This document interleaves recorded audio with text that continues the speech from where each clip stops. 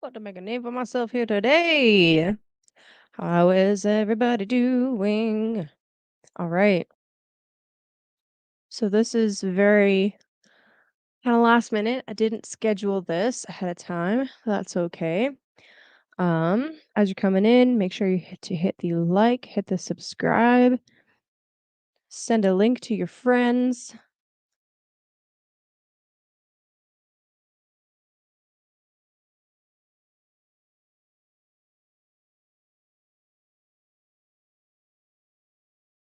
I didn't send the link out to anybody. That's okay.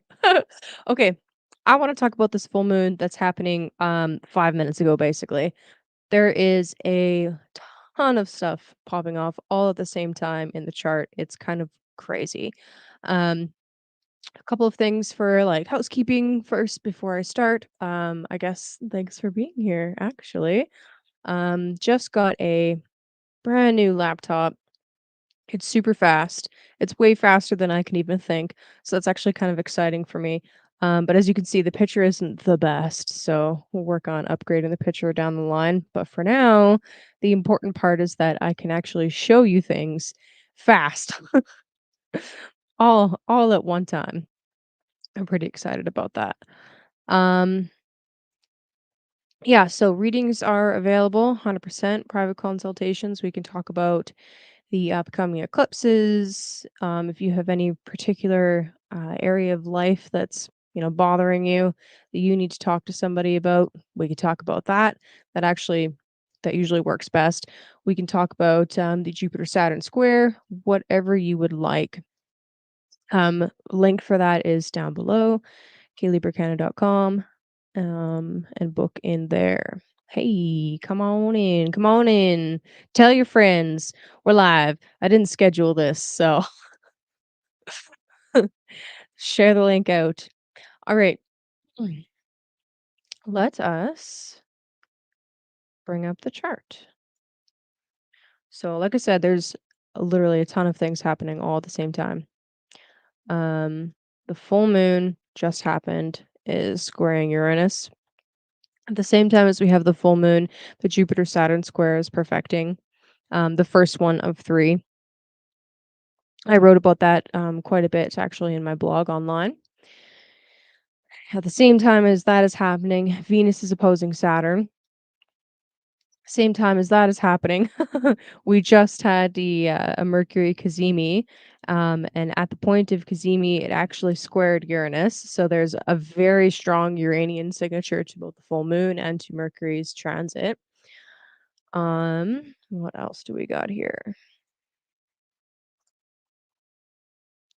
Literally all of the things all at once. Let's see here.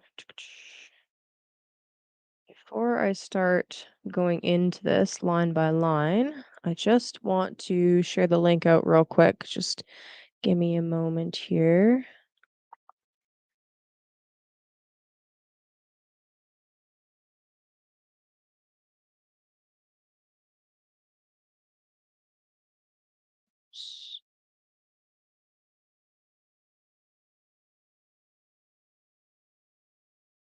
Mhm.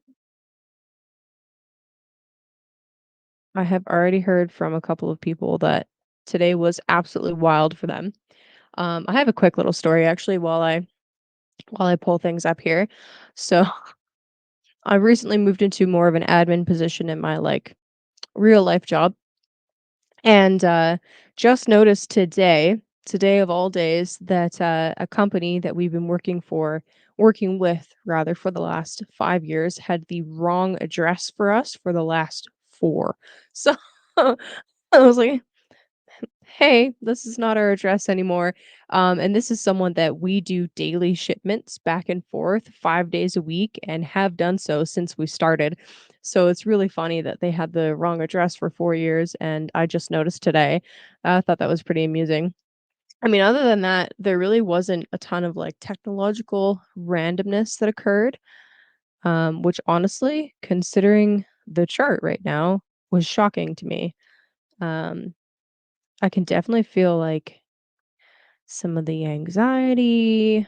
and a little bit of the chaos, but I really thought I would see more craziness, but no.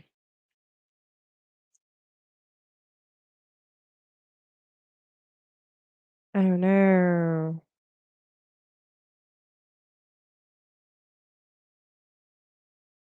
So if anybody has any crazy Mercury retrograde stories or Mercury Uranus stories, I would love to hear them.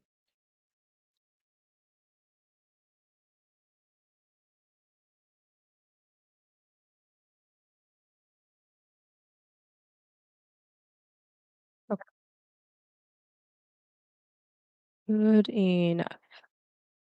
All right, so let's pull this up.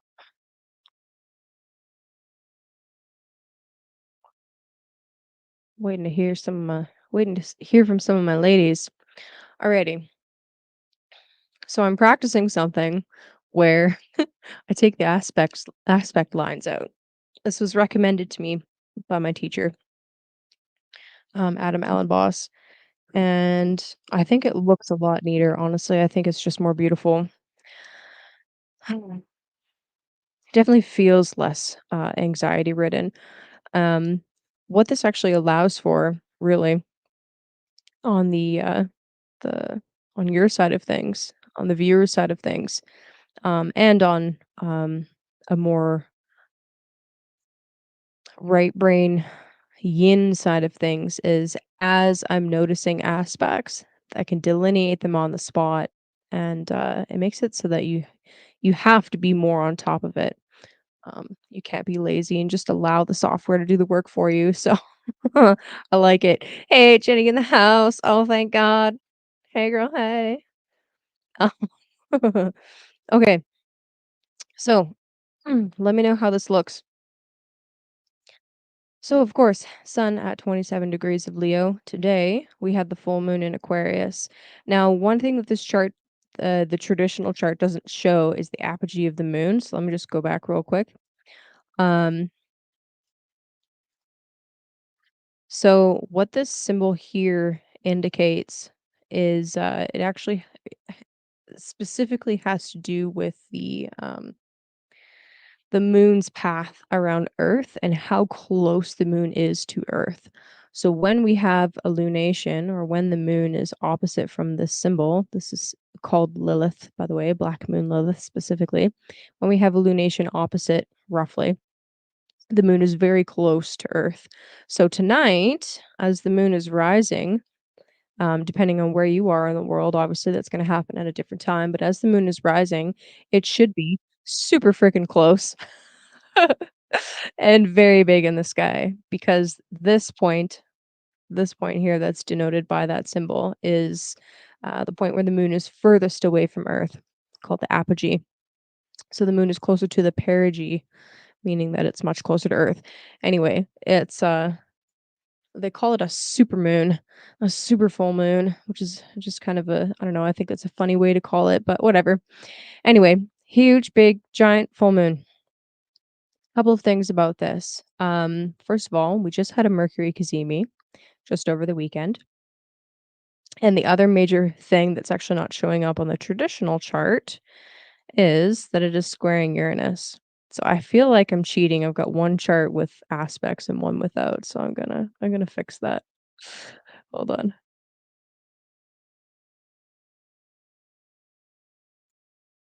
Can I do it? Da-na-na-na-na-na. It's called birth chart, and I can play with it. Nope. Sorry. Pardon me. Hide aspects. That's what I want. Boom. Okay, there we go. All right.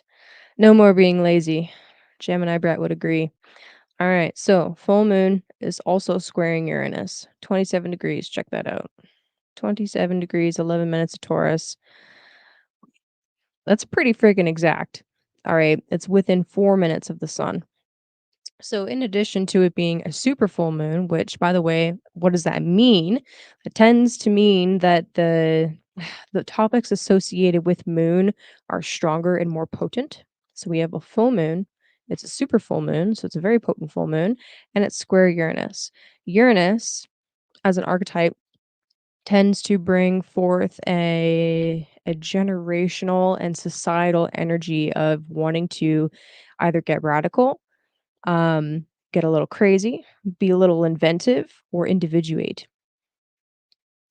Um, so wild full moon. Honestly, I'm very shocked that I didn't have any really crazy stories from the day, but I guess it's not over yet.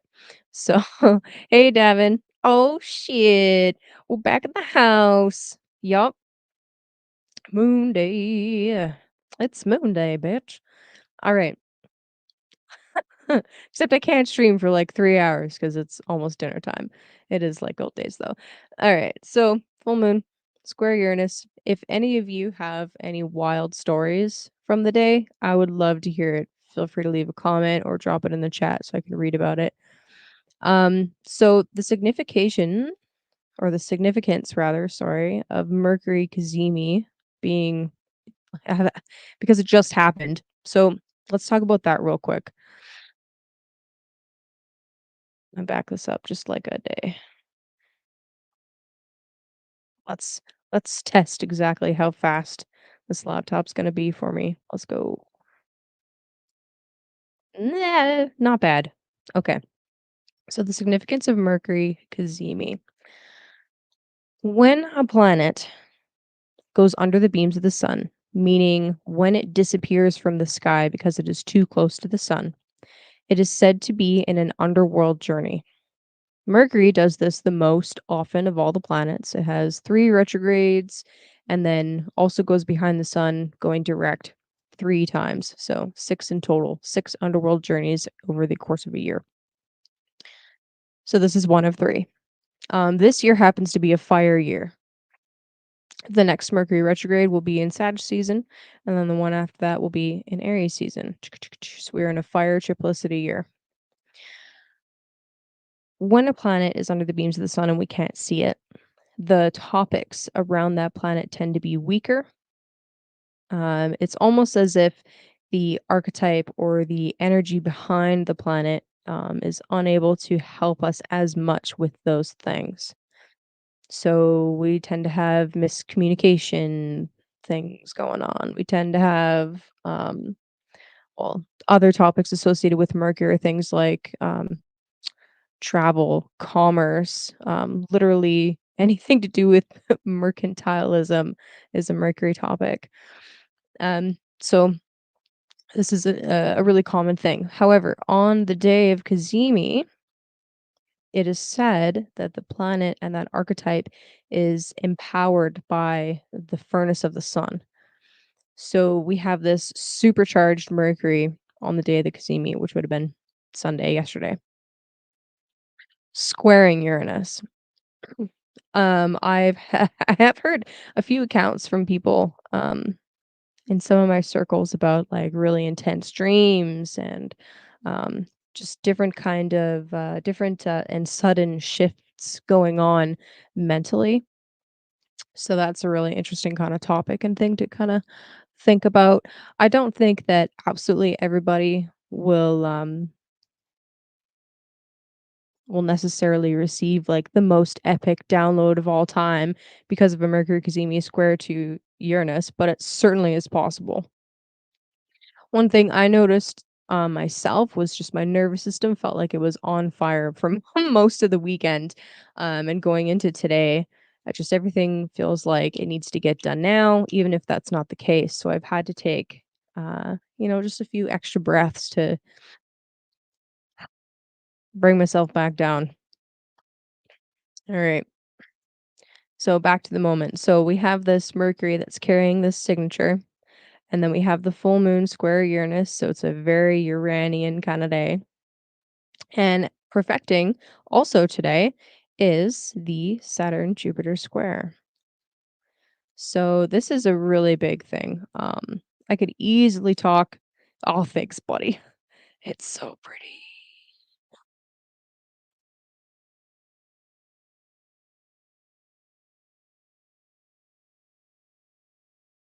I'm just gonna sorry, just reading the comments here. Um, Hermes Trismegistus, oh my goodness. The thrice great retrogrades 3 times in a year for roughly 3 weeks at a time.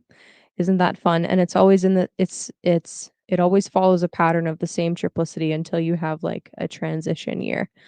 Our transition moment is kinda neat. Alright.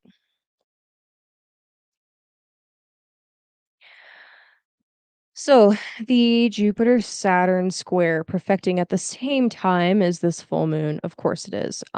This is also significant because the moon is in a Saturn ruled sign, okay? So we have this double whammy of manifestation, something coming to a head and really showing itself and revealing itself with the full moon. It's sudden and unexpected because we have the square to Uranus and the additional double whammy of the Mercury cazimi square to Uranus. And in addition to that, we have another kind of manifestation signature of the square between these two giants. Now, I ended up writing a pretty big blog post that I put on my website specifically about this first opening square, which in Hellenistic astrology, by the way, we actually call it a superior square from Saturn to Jupiter because Saturn is in the superior position of the two. There's other terms for it, but that's the easiest one to for my memory to access right now. So, this square, I could easily talk about this for a solid hour or more. It's a big moment. So, first we have to think back to the seeding moment. All right? So anytime we're looking at any aspect and we want to know what it means, we have to look at the seed. When did that cycle begin? So the cycle for these two began December 21st, 2020. Y'all know what happened. I don't need to go into it. Y'all know what happened. However, how this is playing out individually is going to be different than how it played out on the collective. It's really easy to talk about how it's playing out in the collective, but as I said on the last Vibrant that I was on with Chance, I'm more interested in how it plays out in our individual lives because it's going to be a little bit different. During the pandemic time, something was seeded for you, a major change. This happens every 20 years. However, this particular one happens to be the first one that kicks off the cycle of these conjunctions between Saturn and Jupiter happening in the air triplicity. Yes, we did have one conjunction in the 80s in Libra, but that was part of a transition. We still had another Earth one to go through. Now we're done that. There will be no more conjunctions in Earth. It will always be air for the rest of our lifetimes. So, yeehaw. So, December 21st, 2020, around that time, something was seeded. This opening square between the two planets represents the first growing pains of the thing that is growing for you. So, how we do this is we look at, okay, where's Aquarius in your chart? What house is that in? That's where the seeding point began. And now we're trying to expand into the Gemini house, but there's always a but with astrology, but Saturn is trying to help you ground it in some way. There's something Saturnian that has to do with your Pisces house that is not necessarily holding you back. I think that totally is dependent upon what you're trying to do, and it can even play out in multiple ways. But there's something Saturnian that has to do with maturity or um, being grounded, especially in some kind of emotional sense. Um, where it's like you have to pay attention to that Saturn Pisces house in order for Jupiter to continue doing its thing in the Gemini house. So I'll give you an example. Um, just want to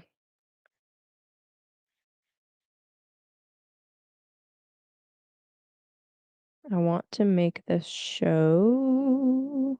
I'll give you an example using myself just because that's the easiest thing that's coming to mind right now. But okay, so I'm a Capricorn rising. So the Saturn Jupiter conjunction occurred in my second house of Aquarius. All right. And as you guys can see now with the modern planets added back in, Pluto is sitting on the same degree, retrograde currently, but sitting on the same degree where we had that conjunction. So, in addition to the fact that there was a really crazy conjunction during a crazy time of our lives, there is now a Plutonian nuclear power kind of like plugging into the mix. Okay. So, second house has to do with our values, our valuables, it has to do with our resources. Um, in Vedic astrology, the second house is also associated with family. But in particular for me, from 2020 forward, a totally new focus has kind of come to light in regards to abundance. Like, how do I feel about accepting money for my skills? And what kind of skills do I actually have to offer? Because that is a second house thing as well. What are there's more than just one kind of resource. It's not just capital. It's not just gold or fiat currency. There's so many more different ways. Like you can offer labor, or you can offer culture, or like dance, or you can offer. Just trying to think of a few more off the top of my head. Wisdom and knowledge. Those are a form of capital as well. Skill trade, it falls under labor, I guess. So this was a really big theme and still continues to be, okay? So now Jupiter being in the 6th house in Gemini, well, I'm taking on new roles at work, but also trying to expand my astrology and how much streaming I do, very Gemini.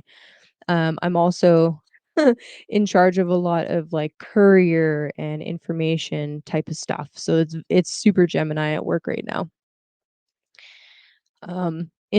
In both aspects, okay? So while I'm trying to expand this, take on more responsibilities, really buckle down and put in the elbow grease. That's a very 6th house thing. The square to Saturn in the 3rd house is saying, okay, well, yes, you have to be able to um I'll give you a funny example. You have to be able to actually get to work. All right. 3rd house can be transportation. Well, a funny Saturn thing happened where um I really I wanted to get a laptop sooner. However, my sunroof uh, needed to be repaired. So literally, there was an issue with boundaries to do with my car, 3rd house, that I needed to pay attention to and correct first before I could buy a laptop to help me with my work and all of that stuff. So it was a really funny and very literal example of a boundary coming up where it's like, nope, I have to do this first. So that was kind of fun. Um, a little bit funny, but also very frustrating at the time. Other 3rd house themes, I need to look at like, okay, I need to actually do the work to do the podcasting or do the live streaming. I need to lay the groundwork first, right? That kind of thing. So this is kind of how you look at it. What's the Aquarius house seed? What am I trying to expand right now? And then the Saturn, the Saturnian thing that needs to be also paid attention to. Perfecting at the same time today is the Venus opposition with Saturn. So, yeehaw, there's even more to talk about. Let me just pull up the comments. Oh, what's up, PK?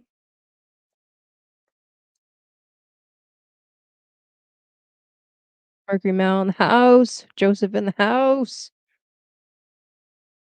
Okay, so also perfecting today at the same time that the Jupiter Saturn square is perfecting is Venus. And of course, Venus has something to say about it. Of course she does. Honestly, there's there's too much to go into. I'm trying here. So, Venus going through Virgo, she definitely has pretty interesting signature and an interesting flavor to add to the mix. So, a couple of things about Venus and Virgo. Because Venus is considered exalted in Pisces, this is where she has the place of honor. She's considered to be quote unquote debilitated in Virgo. And what that means is Venus and Venusian topics are all about beauty and harmony and bringing things together. And she wants to do those things. However, she's in the temple of Mercury. Mercury is about dividing and labeling and arguments, actually. So how can Venus enjoy pleasure in a house of arguments and division? It's hard. It's not easy, but it's not impossible. Now, however, um, that's just the first layer on the lovely cake, um, that we call dignity, okay? So there's several different ways to look at dignity. By sign is the first layer, and honestly, it is the most important layer, but there's more to it than just that. There's deacons, all right? There's bounds, there's triplicity, there's accidental dignity, meaning what house is she in? So there's more to look at than just that. In this middle decan, from degrees 10 to 20, this decan is actually ruled by Venus. In the tarot, you would call this the Nine of Pentacles. So the Nine of Pentacles, or the middle decan of Virgo, is ruled by Venus. What that means is even though Venus is in this place where it's a lot more difficult for her to do her thing, she has decanic rulership, meaning that she is able to still find ways to get the job done using her own ingenuity and resources. That's what having rulership in your own, or that's what having decanic rulership means for a planet and for an archetype. So, yeah, she's debilitated, but she's resourceful as heck. Okay. There's still something about her position here in the middle decan that really says like, okay, yes, I'm gonna take these tools and I'm going to make something beautiful out of it. I picture, honestly, for Venus and Virgo, I picture things like technically perfect mandalas or sacred geometry. That's the image that comes to mind when I think of Venus and Virgo. So now Venus is trying to do her thing in the temple of Virgo, and she's just coming into aspect with this crazy square. So what does that mean? Venus opposite Saturn can be interpreted a few different ways. So we're trying to do our thing. We're trying to do some beautiful graphic design, for example. And at the same time, there is something that we need to pay attention to again in the Saturn Pisces house. So there's something about like, okay, maybe you're not paying attention to your body so much. You're way too in the head trying to do all this design stuff and you're ignoring your body. That's a very Saturnian opposition thing. It's like, okay, have you walked around and gotten on your feet lately? Very Saturn and Pisces. That's just kind of like one way it can play out. There's literally a billion. Um, Another way I could kind of see this playing out is okay, you're trying to expand into the Jupiter house, you're trying to do some technological innovations of some kind, trying to make it beautiful and technically gorgeous. And there's a power outage or um it's just not working the way that you want it to, especially with the Mercury retrograde energy. It's like hey, you should be able to leave comments on this beautiful thing that I wrote up and poured hours of my life into, and all of the things are on for you to be able to do so, but for some reason you still can't. Like so it's going to take some fiddling, it's going to take some reworking of some kind. There's some more fine print detail, Mercury retrograde, that needs to be looked at, that kind of thing. Or it could be, well, I don't know. There's thousands of ways that you could interpret that.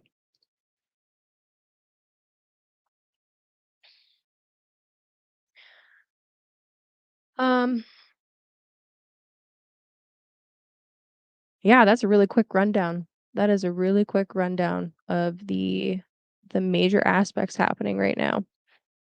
Um, Is there anything else more that I wanna say? I guess I could go a little bit more into the Jupiter-Venus square. So, I actually really like a part of me really likes this square because on one side of things,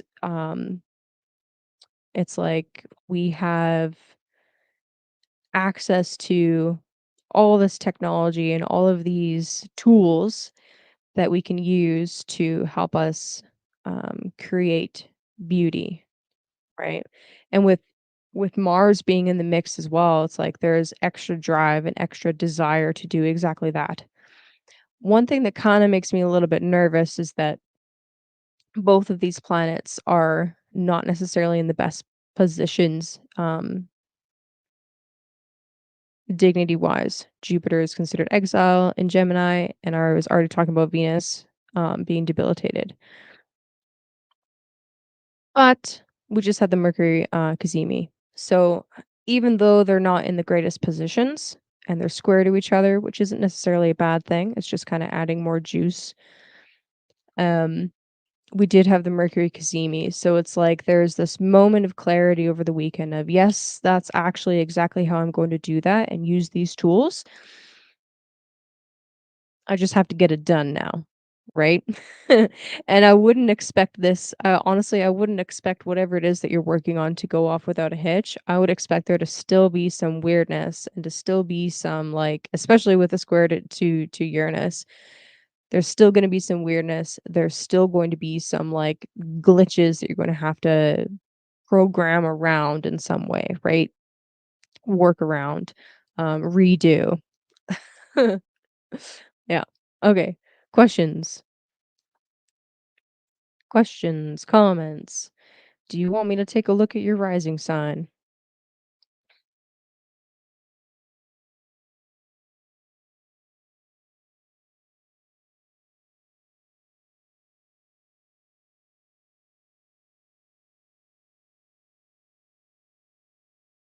Oh, nice. Joseph, I just read your comment on Telegram about going on a Vipassana retreat. That sounds really cool. And what a way to lean into the Saturn and Pisces thing. It's like, okay, yes, I have all of these things that I want to do, but I'm going to go and sit in silence for a time. And honestly, I remember us talking about this. Um I think this is I think this is a crazy time, but I think that is the thing that makes it a good time to go. It's like it's going to be extra challenging, but because of that extra challenge, you're going to be able to push through, or you're going to have to force yourself really to push through. Okay, why don't I pull up? Let me pull this down for a second.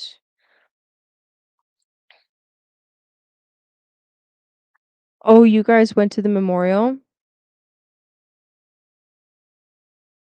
Oh,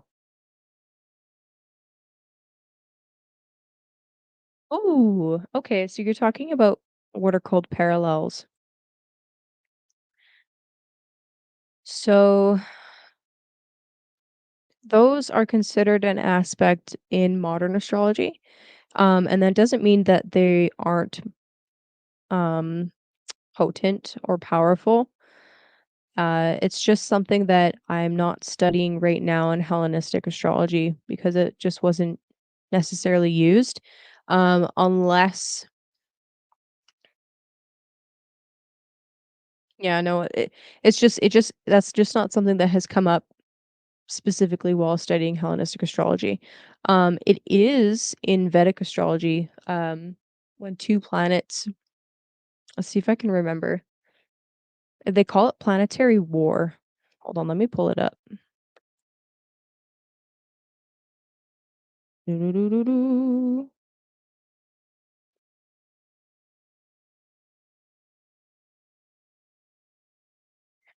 Look,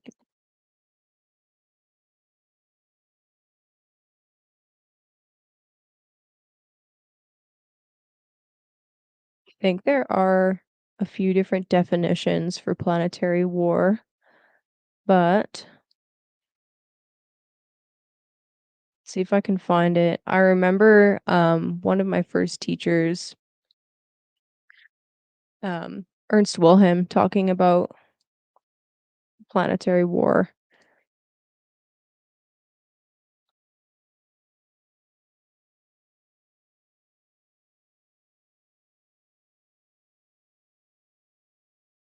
Oh man, about to go down a rabbit hole. This is not easy to find right off the bat. Nope, not helpful. Anyway, what you're talking about are called parallels in modern astrology. Um, yeah, so you can actually see that in another way in the chart. Let me see how easy it is to pull up. Do do do. Mhm. You can see it in the declination birth chart. Sorry, guys. PK always asks such excellent questions that I have to answer them. Like, I can't not.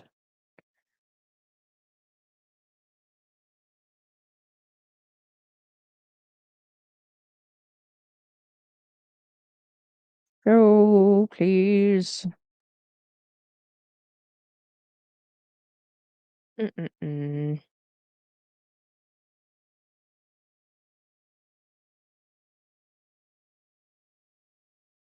Not the hours. Don't care about that.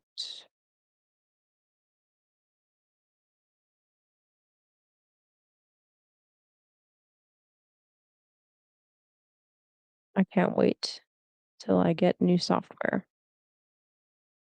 So while I'm kind of looking through this to find where it is, tell you guys about something else cool that's happening that is very, very much about Saturn and Jupiter square. There are a couple of astrologers working with an astrologer slash programmer to make a brand new astrology software that's going to be called Nachepso, or that is called Nachepso, it just hasn't been released yet. And I signed up to do beta testing for them, and I'm really excited because it's going to be taking all of the things that the current um, modern astrology software can do, put it into one, and incorporate a couple of really interesting AI powered tools to help with research, but not using Chat GPT. They're making their own. So it's really exciting. I want to see the tables. There it is. Positions. Boom. I just had to talk about something else for a second. Okay. So this is where you see it. So birth chart. So if you pull up like a birth chart for the moment, you go to positions. It'll show the longitude, which is your zodiacal degree, the latitude, and then your declination is really what you're looking at. Um, there should be a readout somewhere where it shows you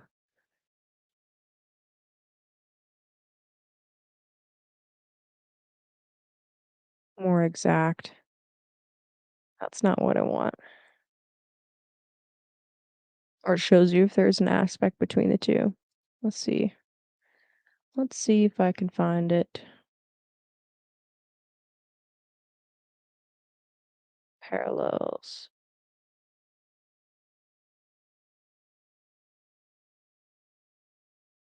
Mhm.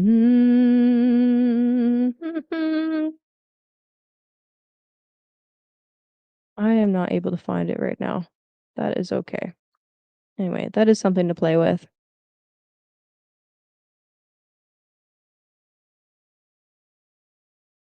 Oh, that's fun.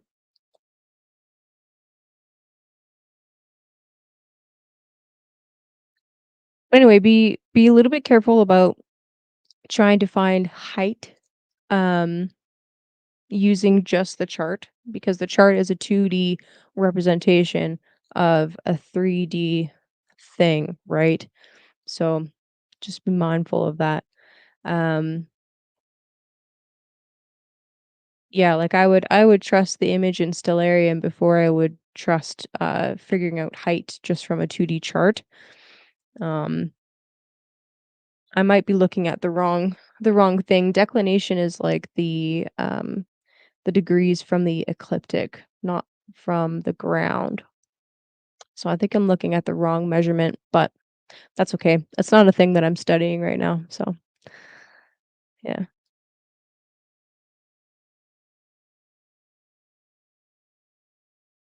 Yeah. So yeah, does anybody have any interesting stories from the day or from the week leading up to this particularly busy astrological time? That would be fun to talk about. Because really, like it's a really busy chart, but other than upgrading my laptop, going really hard into graphic design, and then the kind of weirdness happening, I didn't see anything wild in my direct bubble. Oh man, I try, and I try to just look on the spot. You got me on the spot live on fucking YouTube, man. Shit. But I try to be like, okay, if I don't know the answer, try to be honest about, hey, I don't know the answer.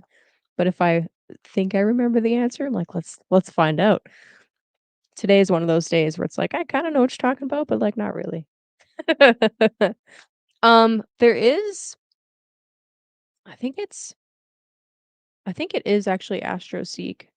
I'm gonna do a little experiment. I think that they have parallels in the interpretations, but I think I have those turned off because I'm like, meh, I don't need that. So I'm gonna put in a random date and see if it pulls up parallels. I think that it does. Let's play for a minute, shall we? Let's play. It's been so long since I've used like the straight birth chart features. I'm like, what do they even tell you? I don't remember.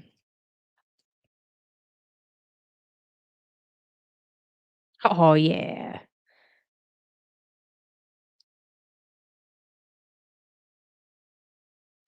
If I notice that a fixed star is um prominent, then I'll bring it in. If I don't remember or it doesn't stand out to me, then no. It's kind of 50-50. Okay, let's see. Aha, they do have the parallels. Okay, let's see if they got one for. I just scrolled way past it. Got so excited. It's not showing a parallel between Moon and Venus right now. That doesn't mean that it's not there. It could just be outside of orb. Yeah, that's something to play with. Yeah. But anyway, if I notice a fixed star and it's like, oh shit, that's the degree of Algol. Well, we'll talk about it. Because I mean, Jupiter right now is on top of Aldebaran. So the Mars Jupiter conjunction that just happened was right on top of the eye of the bull. So that was a thing. Um, but yeah, mostly, honestly, I mostly don't because it's not automatic in the settings that I'm using right now. But that's one of the things that I actually will look forward to incorporating once I've got this new Astro software. I'm really excited to play with. Unfortunately, I won't be allowed to show you guys anything about it until its official release because the beta testing is secret, confidential. SMQ, really good question. Also, hey Slick, what's up? Sidereal charts. Honestly, okay, this is how I feel about sidereal charts. I think if that vibes for you, use it. Use it. Um Ultimately, if the interpretation is coming from source, great. No matter what tool, well, no matter what set of tools you're using, it's going to resonate if it's meant to resonate. I think, like, really honestly, someone asking or debating the merits of tropical versus sidereal is similar to debating the merits of tarot versus the I Ching.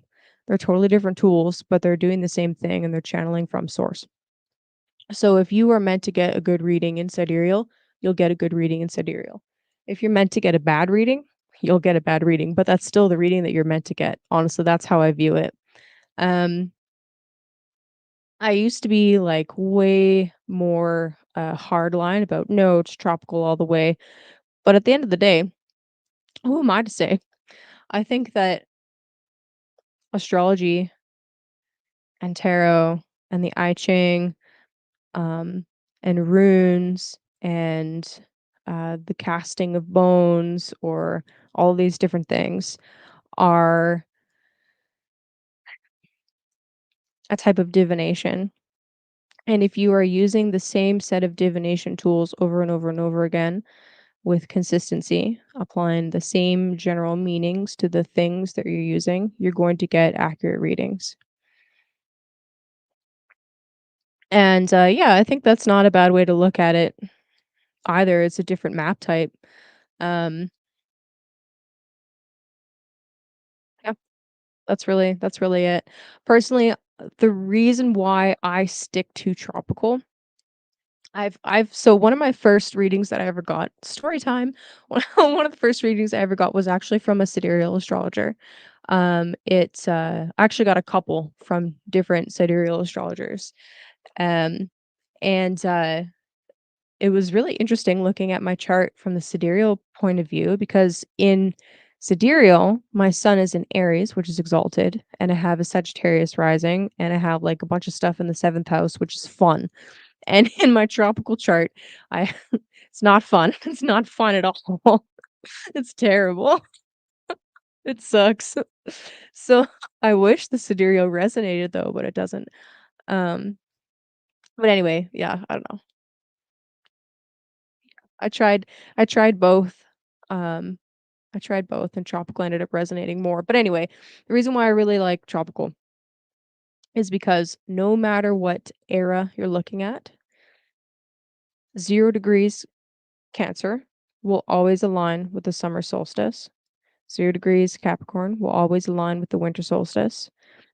The tropical map is tied to the earth, and astrology ultimately is about our perspective from earth looking at something that is ideal and divine and the intersection of the two. So when it comes to tropical, um really I'm looking at the sun's path and the play of light and dark and the domination of the two and which one is growing and which one is getting lesser throughout the year. And that's really what the sun signs are all about. I think that sidereal has a lot of strength when you're looking at things like the lunar mansions, like nakshatras. Um, but when it comes to looking at the seasons of the year, that is tied to the sun. Therefore, I want to use an astrology that reflects that. Therefore, tropical is the shit. That's pretty much it. Um, Fun fact, the cardinal signs, as we call them today, used to be called tropical signs. That was the translation from Greek into English. So Cancer, Aries, Cancer, Libra, and Capricorn were called tropical, tropicos, um, meaning that they were tied to the tropics. So anyway, that's just my little rant for the day. Yeah, thanks, SMQ. It's a great question. I get it every now and again, and I don't mind talking about it. But yeah, I would never put down. Okay, now I used to, but I, I would never put down someone that practices sidereal or that vibes more with sidereal because that's their jam. So go for it. If it works for you, it works for you. I what I will have an issue with is someone that says that one is superior to the other because one is more spiritual than the other. That is what I have a serious issue with. I have heard the argument before that sidereal is more spiritual because it is more aligned with the stars. I understand that perspective, but who is to say that the human experience is any less spiritual than a celestial experience? At the end of the day, we are celestial bodies in human form. Oh, PK, that's a really good one. So, serious, I gotta put my hair up. Uh, so, they used to be aligned with fixed stars. It's all sorts of fucked up. That's okay. They used to be aligned with fixed stars. Um, but they don't anymore. And it's kind of weird, like the transition from being the transition is really murky in history between where they were stuck to just the fixed stars and then when they kind of shifted to being sign based. It's really weird.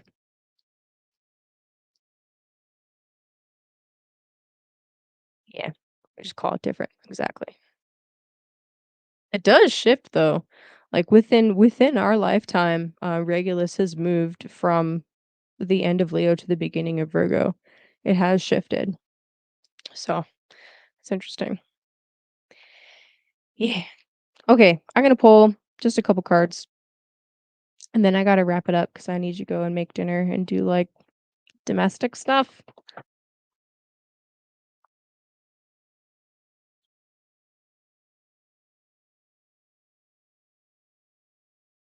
Take care of the physical body. Oh yeah, Slick. I want to know about what kind of computer you got and what day you got it on. Do you know how nervous I was buying a new computer during a Mercury retrograde? Terrible. I don't I felt so nervous. Like this is a bad idea. Did it anyway. I'm like, fuck it. We're doing it anyway. I actually don't have Stellarium on this computer yet, so thank you for the reminder. I gotta get that. I gotta get on that. That was one of the things where it's like, oh man, I really want to bring Stellarium up while I'm talking about this super specific thing, but I couldn't do it on my old laptop. Yeah, I can do that now. Forgot.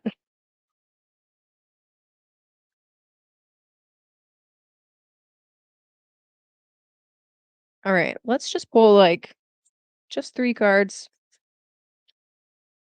just for the remainder of this moon cycle.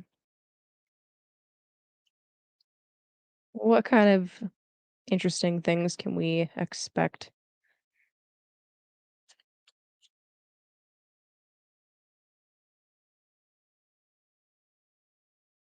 Don't get me started on Lionsgate, dude. It's not it's not a thing.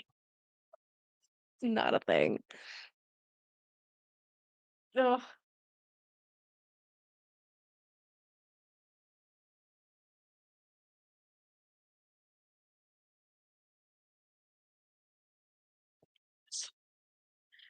Ugh. Okay.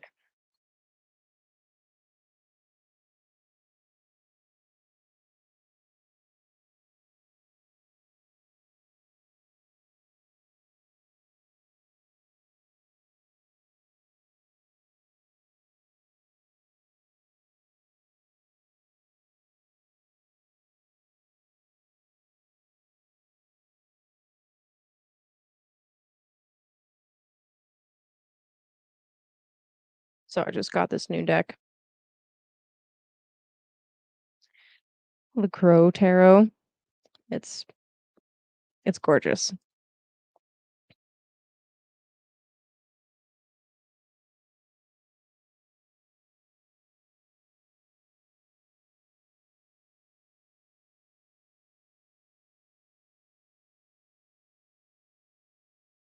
So the first thing coming in through the tarot about this moon cycle and about yeah, it's pretty Jenny, about this moon cycle and about the the Jupiter Saturn squares that we really need to be walking in faith as much as possible.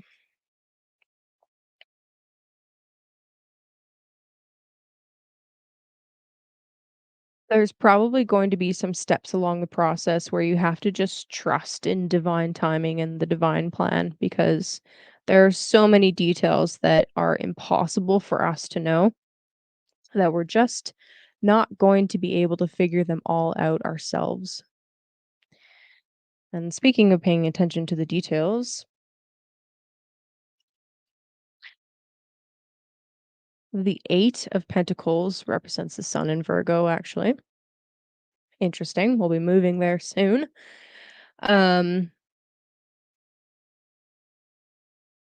while walking in faith, while trying to stick to whatever plan you've got. Just keep practicing. Sometimes when it comes to actually performing and doing some kind of really important task, our mind can betray us. However, if we have practiced that thing over and over again to the point of it being ingrained in our muscle memory, when it is time to actually do it, you'll be able to just go and flow with it. This comes from hours of practice. This comes from literally putting in the work.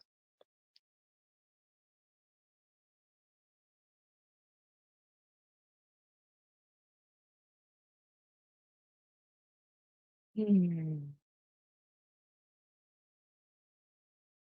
There is a really heavy mental energy. So the last card that came out is the 9 of swords.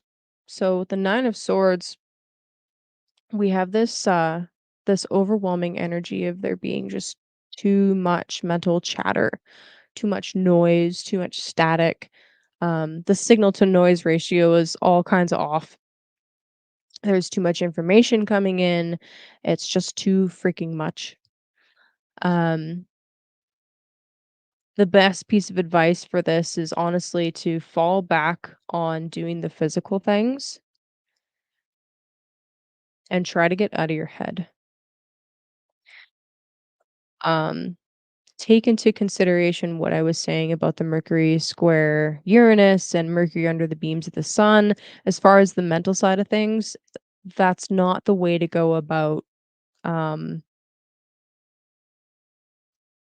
working towards whatever Jupiterian thing you've got going on. Wheel of Fortune underneath the deck, by the way. So focus on like one or two little details. Practice those over and over again. Try to bring them to completion and don't overthink it. The second you start overthinking it and you start doubting and you start trying to like argue with the plan or argue with what you've already kind of like got going on, that's when things are going to go sideways for you. Uh, and when things do go sideways, because they're going to, um, trust that there's some kind of purpose behind it. Um, I can't tell you how often something will go down that seems like it's like from my perspective, from just our perspective, it seems really fucked up. Pardon my French. It seems really fucked up.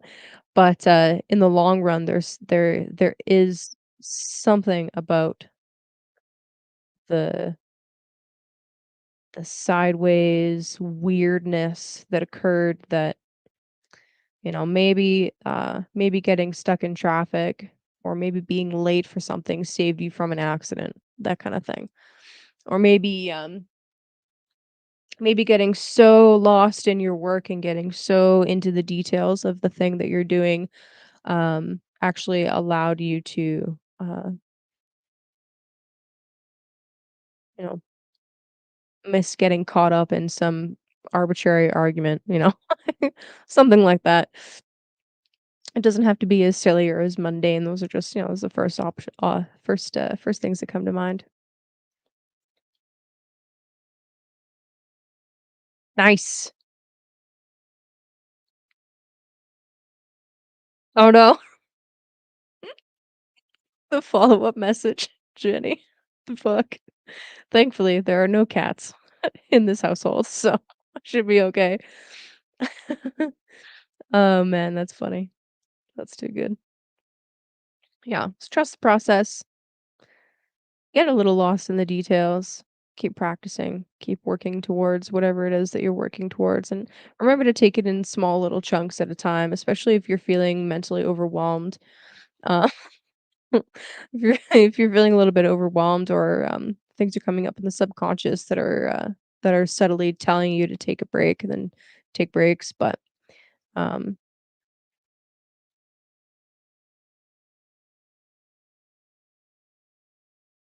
you got this. I love that the Wheel of Fortune showed up underneath too. That's a really nice kind of like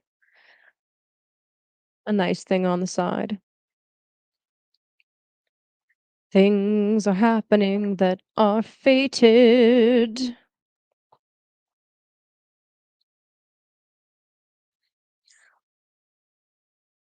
The follow-up message was the best though. Oh man. Yeah, I like that. I like that. I heard some interesting advice. Someone said get a refurbished laptop during a Mercury retrograde. And I was like, "Oh, that's that's an interesting thing to consider." But I wanted to get a new one. Yeah. Okay. It is just about time to get going. Um, does anybody want me to take a quick look at transits in their chart? Or perhaps I can pull up my blog post and just show you guys that real quick. I've never I've never done a blog before, so this was a totally new thing that I had fun with. And I still have several pages worth of stuff to post. I had to break it up into a couple different chunks.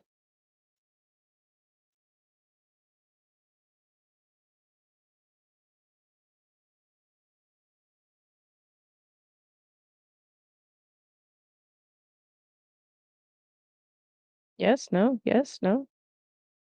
Loading would be great. No? Uh-oh. The Mercury retrograde weirdness begins. Oh, there we go. Fuck. Thank God. All right. Oh, fuck. Okay. I got scared for a second there. All right. So, really simple. All I did was go by rising sign, and I talked about where the seed began, where the Jupiter Saturn conjunction began in Aquarius, and what house that would be based on your rising sign. And then I talked about the square itself and what houses it was squaring off in, and how some of the archetypes that might be playing out for you through that. I did add in a little bit about Pluto's being on those same degrees, so um, there's the Plutonian aspect in there.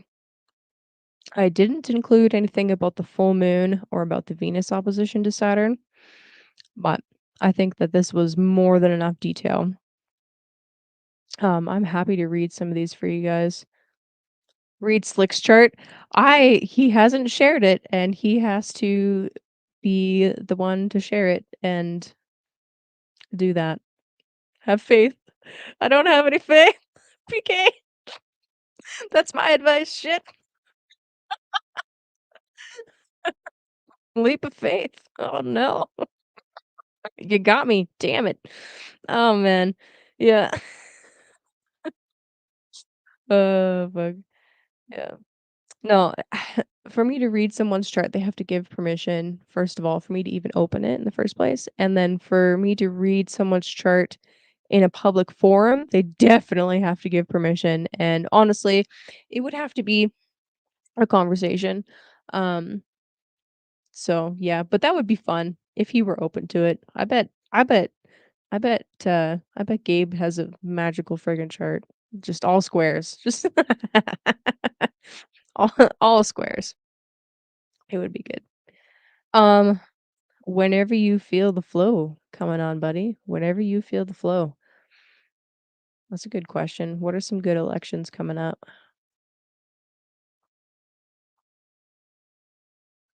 Doo-doo-doo.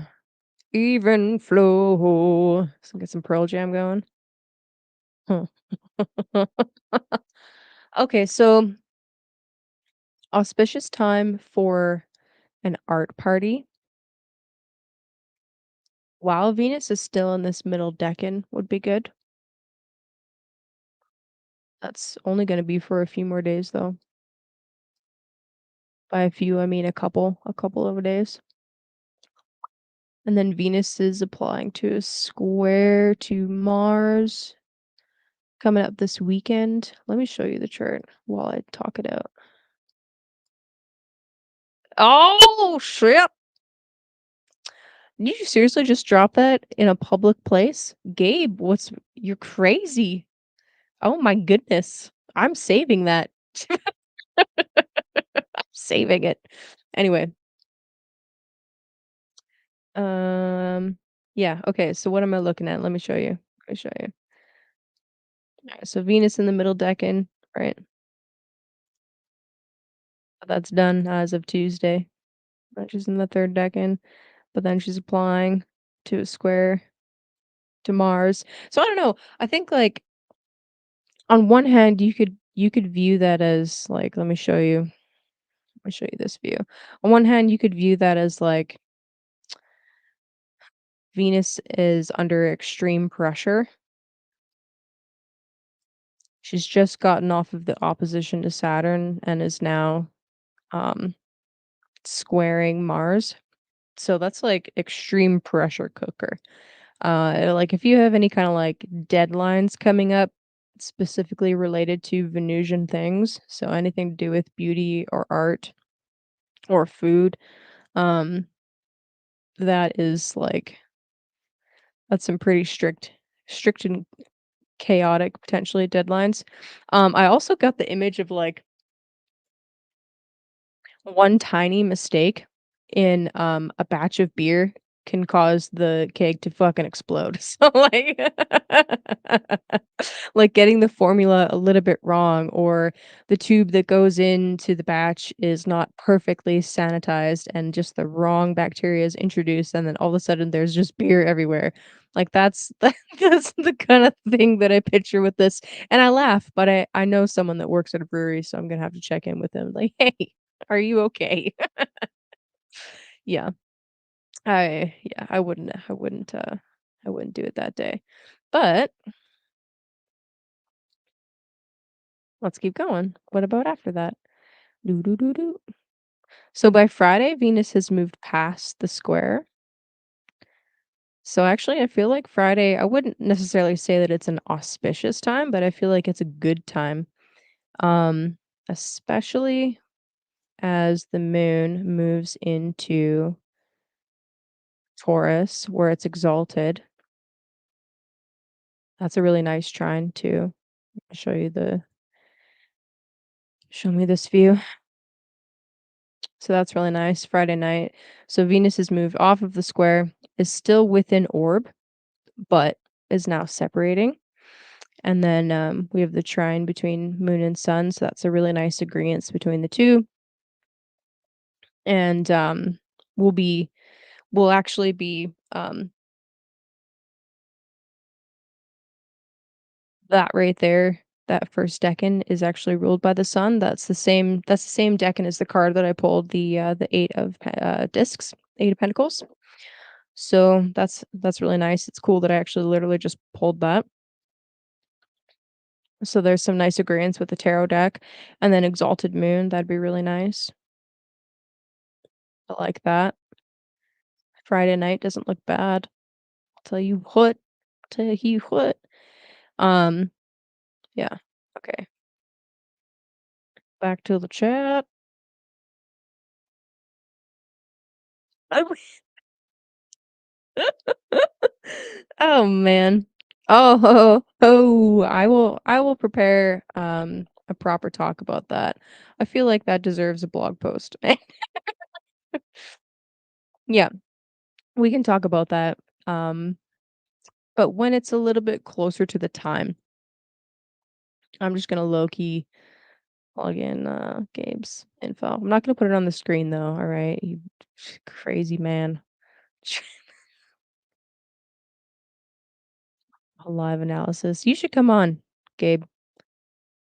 Well, oh my god.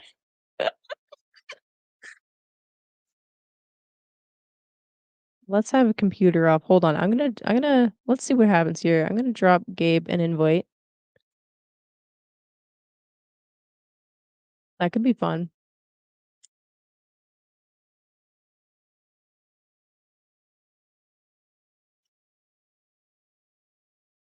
What the heck? Where are you at?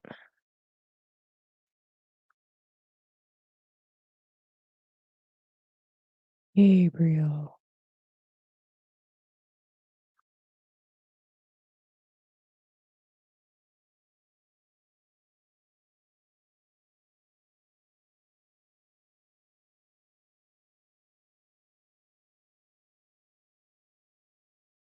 All right.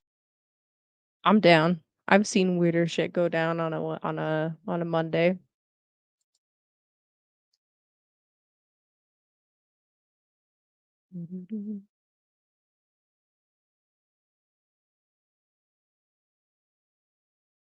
All right.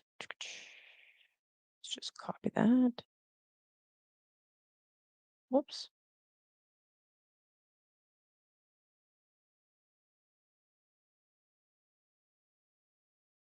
Oh yeah, happy belated birthday. I forgot you were a Leo.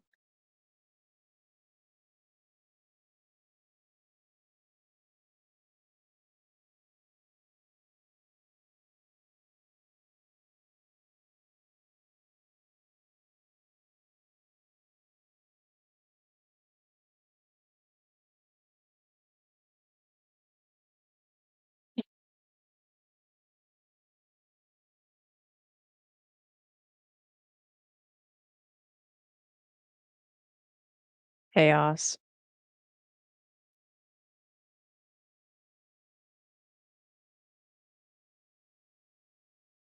Oh.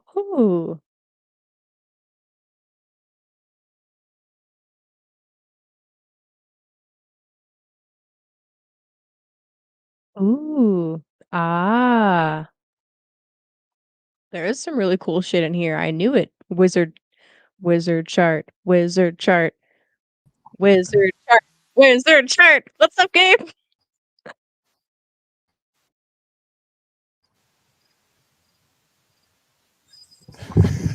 Oh, wait. Say a thing. We got some leg. That's okay.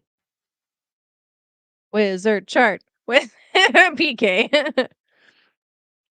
Well, that's fun. Okay, cool. Yeah, I'm down. Let's do a little live demo reading. I'm into it.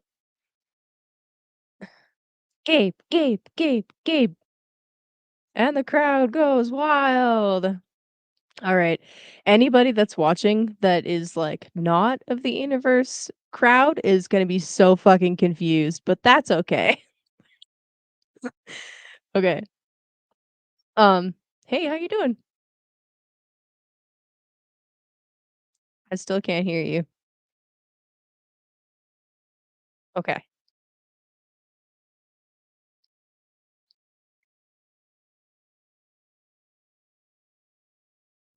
There I am. Hey, I hear sound. Best full moon ever, Chance says. Thank you kindly for this invitation. I love improv fun.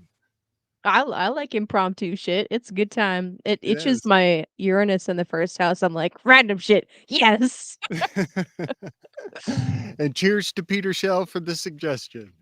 Yeah, Peter. I don't know who you are, but you're a badass. Okay. Um, from the crowd, from our local sound guy, how do we sound levels wise? Do either of us need to go up or down? Let me know. In the meantime,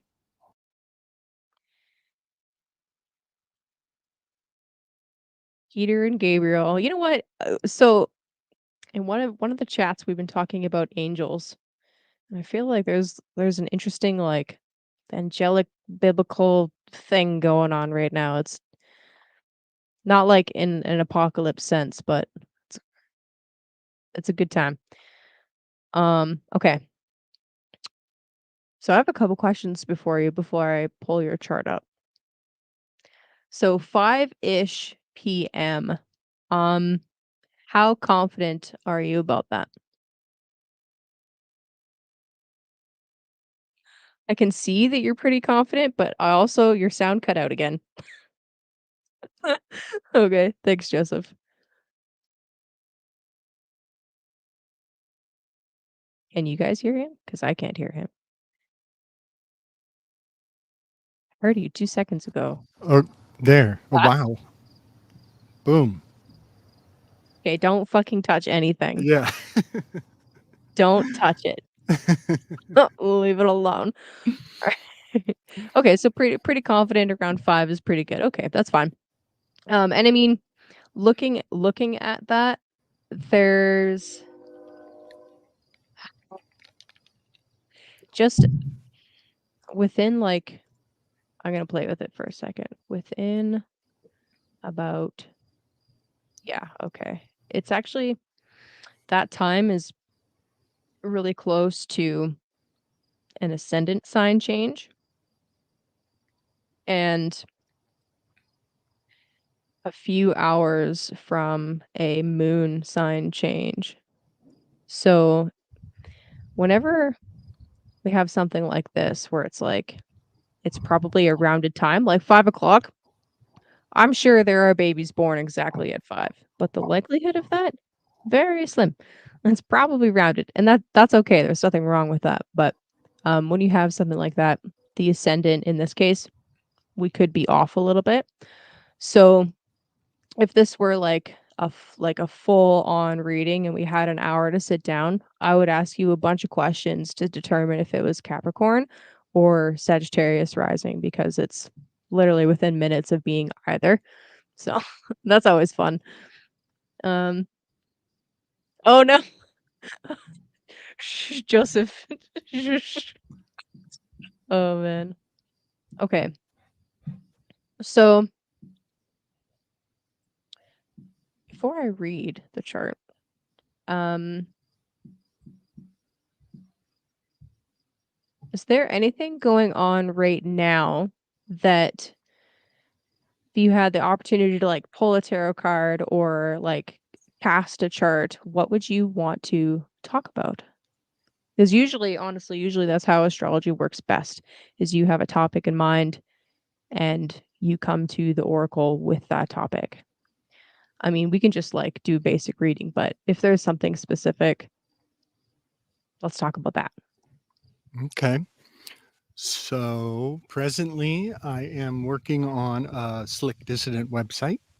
I just purchased my trademark, Oh, and I'm very excited to offer a bounty of my intellectual property very soon. Um, okay. yes, and I'm also going through a move back west. I'm heading back to Colorado. Let my hair down. Yeah.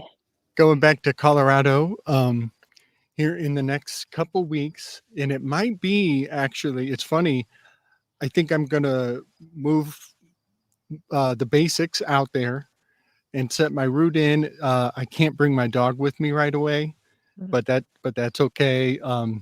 That means I'm just gonna pack light on the first trip, and then I'm gonna have to come back again and do the big move probably a month or so after that. But yeah, I want to come correct with the real professional modern presentation with the business cards, and I'm going to be planting my seed in a great many places for doing massage. And yeah, and maybe in time I'll expand into tarot and offering some tarot advice. So yeah, those are kind of some things on my horizon. That's exciting. Nice. I like that. Okay. Ooh, Ooh, okay. There's lots to chew on with that. That's really fun. And actually, that helps. Well, that's funny because that doesn't actually help us narrow down your rising sign at all. It doesn't help at all, but that's okay. That's okay. That's all right. So this is Gabe's chart. Ooh. There's a lot of really, really cool things. I just want to mention a couple of the first things that immediately caught my eye that was like, damn. So the first thing that I actually saw um, is this Mars Neptune opposition. It is just about exact. Like it is applying and almost exact. So you have Neptune at 13 degrees, 28 minutes, and Mars is at 13 degrees and 10 minutes, meaning that Mars is moving into exact opposition with Neptune. And Neptune is retrograde. So they're actually moving towards each other. So it's like, that's super cool. Um, and and then also because you have the sun at 13 degrees and 20 minutes of Leo, it's making this like perfect aspect. So why I think that's so cool and it speaks so strongly to how your mind works is if we have the correct time and Sagittarius is rising, Neptune in the first house gives you this serious mystical edge, and having the Mars opposite Neptune, there is this drive and this actually it makes me think of your capoeira. It's like a dance and it's a martial thing at the same time. It's very Mars Neptune. So that's really cool. And then with the sun trining the Neptune and making the connection with that opposition, it takes the nature of the opposition and softens it because the sun being in its home temple of Leo, it is it is co-present with Saturn. We could talk about that a little bit if you want, but being in its home temple, sorry, of Leo, it takes these super interesting archetypes and incorporates it into the plot line of your life, which is your sun sign. In the ninth house, if Sagittarius is correct, which it feels pretty bang on, but if Sagittarius is correct, it's like, okay, my plot line is to shine, have these offerings, teach, and go on this spiritual journey and incorporate what I've learned through my body, through Neptune in the first house, and how I relate to others with Mars in the seventh, through this martial, yet at the same time, philosophical and mystical way of being. And that's a really cool triangle you got going on in your chart. So that's like very powerful. So that's cool. Oh, you're muted again. You touched the mic. What'd you do that for?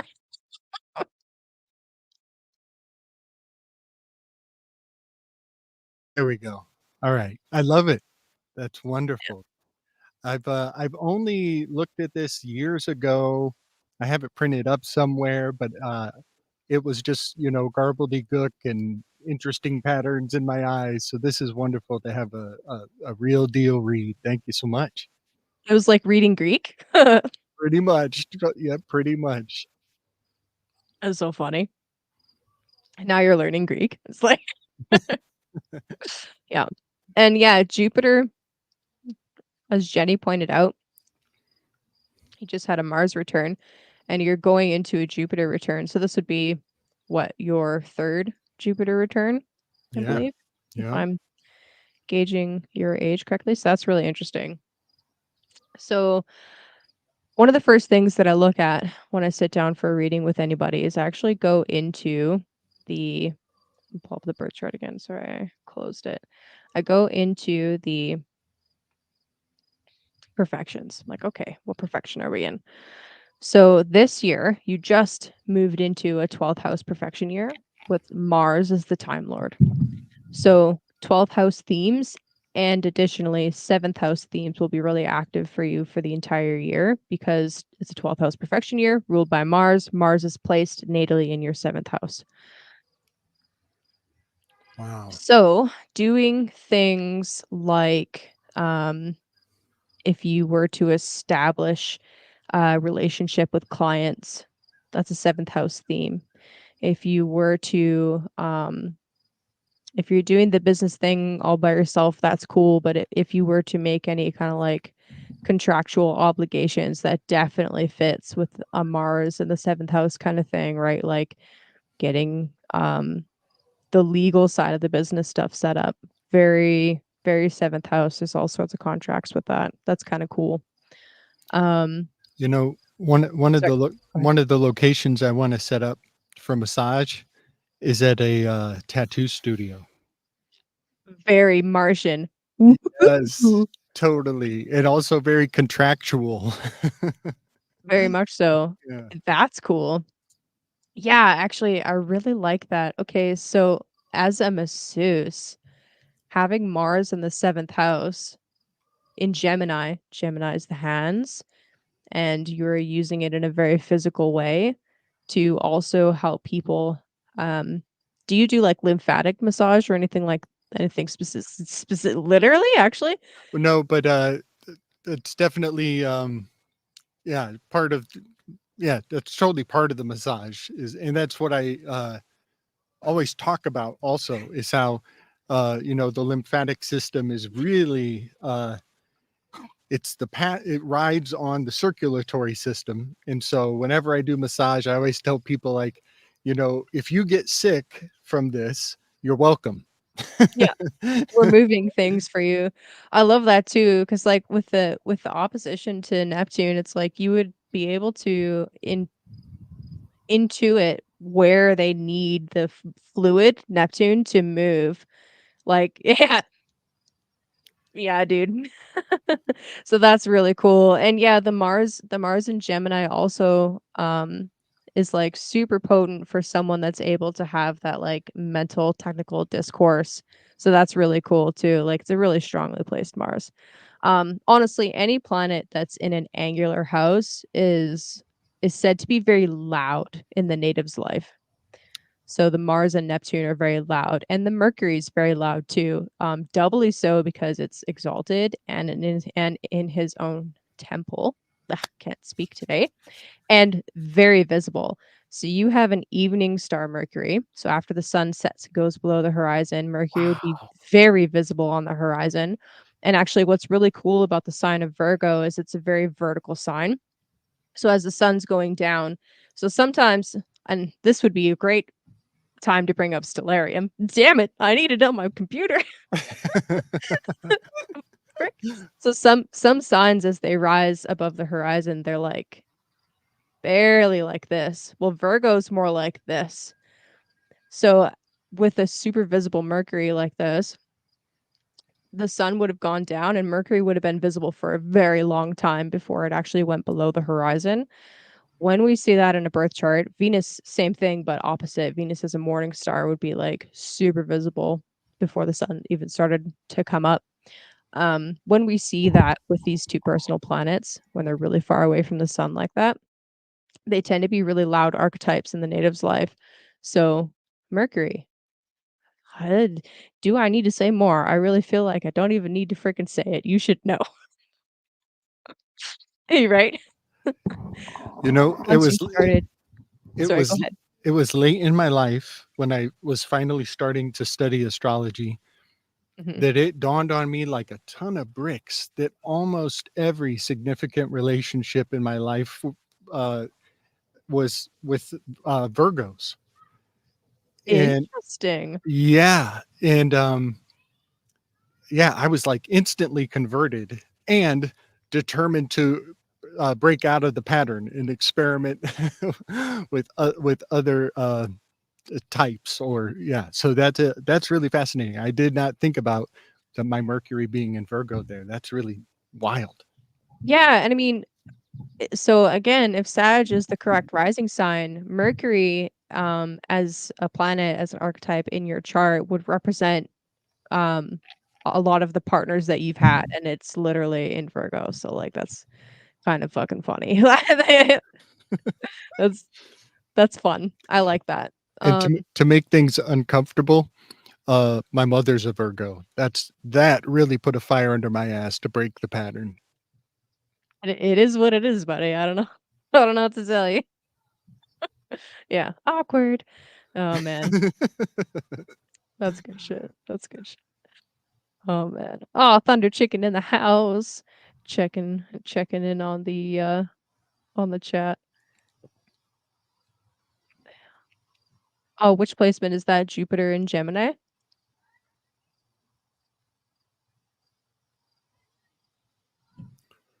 Oh, that's so funny. It's a Mars theme, I don't know. Yes, sir.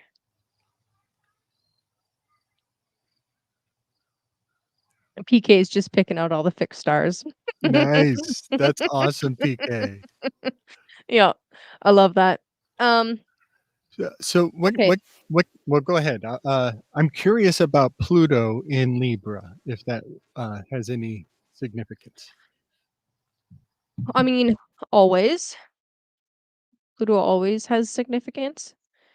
Um, I think that as a general rule of thumb, you can view Pluto more like a fixed star in signature than anything. It's not like Mercury who's active all of the time. So Pluto in Libra, obviously it's a generational influence. I'm sure you know that, and most of the people here know that as well. Um, there's the general theme with Pluto and Libra of wanting to do relationships in a different way. That's the main way of looking at it. Of that whole generation, y'all, you guys have a tendency to just notice patterns of control and obsession and darkness with relationships in particular. And some of you develop the desire to break out of that and do it in a different way.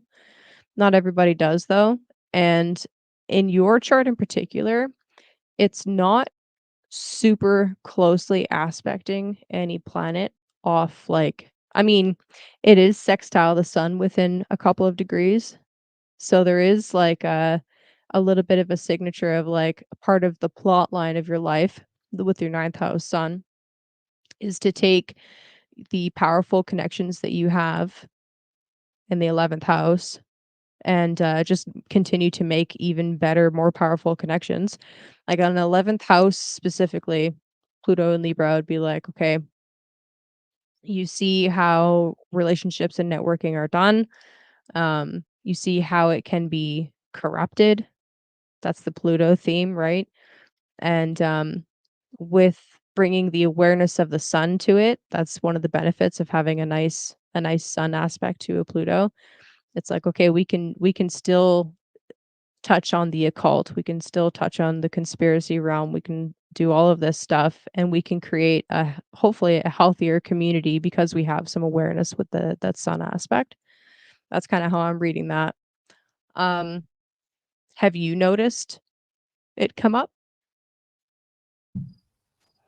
Um, well, a little bit. One thing that uh, I noticed that I am slow to change.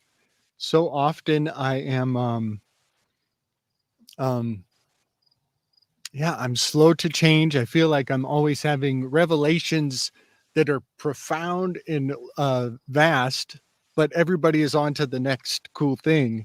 And I'm like, wait, there's something we missed here that, yeah. And so, like, my new thing right now is neologisms and, putting more potent words that really uh, have an more accuracy and more um, reward to just changing how we talk about things. And so last month I came up with the term instead of, and that was when we were doing the flow state. But was coming up with the idea of, instead of conspiracy theory, I'm proliferating the term coherency theurgy. And Like, it's just in time for everybody to want to disavow conspiracy theory and, like, get off of the ride and be like, now I'm done with all that ride. And I'm like, no, just call the ride something more beneficial and see it in a new light. But yeah, so, or maybe I'm making a new ride completely for everybody, getting off the old ride and moving on to a new ride. I like that, and what makes what makes that interesting to me, coming at it from learning the more Hellenistic perspective is that a Pluto in Libra thing, or is that a Mercury in the 10th house that would be slowing down and getting ready to station, so there's kinda like the slowness aspect to it in aspect to the, Neptune-Mars thing. Like, so here's the really cool thing about the outer planets, is they do tend to, like, simplify things quite a bit. They're very potent archetypes, and they're definitely real. Um, but what I wanna see in a chart and repeated in transits is I wanna see that archetype also playing out with the traditional 7 planets as well. And if there is, like, the additional resonance and layers there, then it's like, "Oh, heck yeah, that's definitely happening." So, like, you say that, but I also look at how strongly, your Mercury is playing into this, this super mystical opposition that you have in your first 7th house. And Mercury being in Virgo really wants to be accurate, right? It really wants to be potent. Right, and the slowness aspect comes in, we'll see how far Mercury is away from the sun. I guarantee if I look at the speed Mercury's going, we could see that he's probably slowing down, and actually, I think that I know I can pull it up, but I'm gonna get frustrated if I try and do that right now, I think. Speed, yeah, there we go, Mercury. Okay, so Mercury's moving about a degree, so it is slowing down, but it's not at its slowest yet, it's still moving just a smidgen faster than the sun. So it's not slowing down yet. Anyway, so that's my perspective. That's how I like to look at it. It's like, yeah, that could be a Pluto thing, but could also be a Mercury thing. So don't discount Mercury. Don't discount Mercury. Poor Mercury. Gets a bad rap, man. Every Mercury retrograde, I'm like, why are you blaming the god? Like, come on. Yeah. Anyway, so what's really cool about you wanting to do a little bit of a rebrand and expand into your 10th house and 4th house simultaneously is we do have the eclipses that will be moving into the Pisces Virgo axis coming up here. So I think that is fantastic timing. So let me just pull up the transits and kind of bring that up a little bit. I don't even need to move forward a month. Yeah, no, let's go for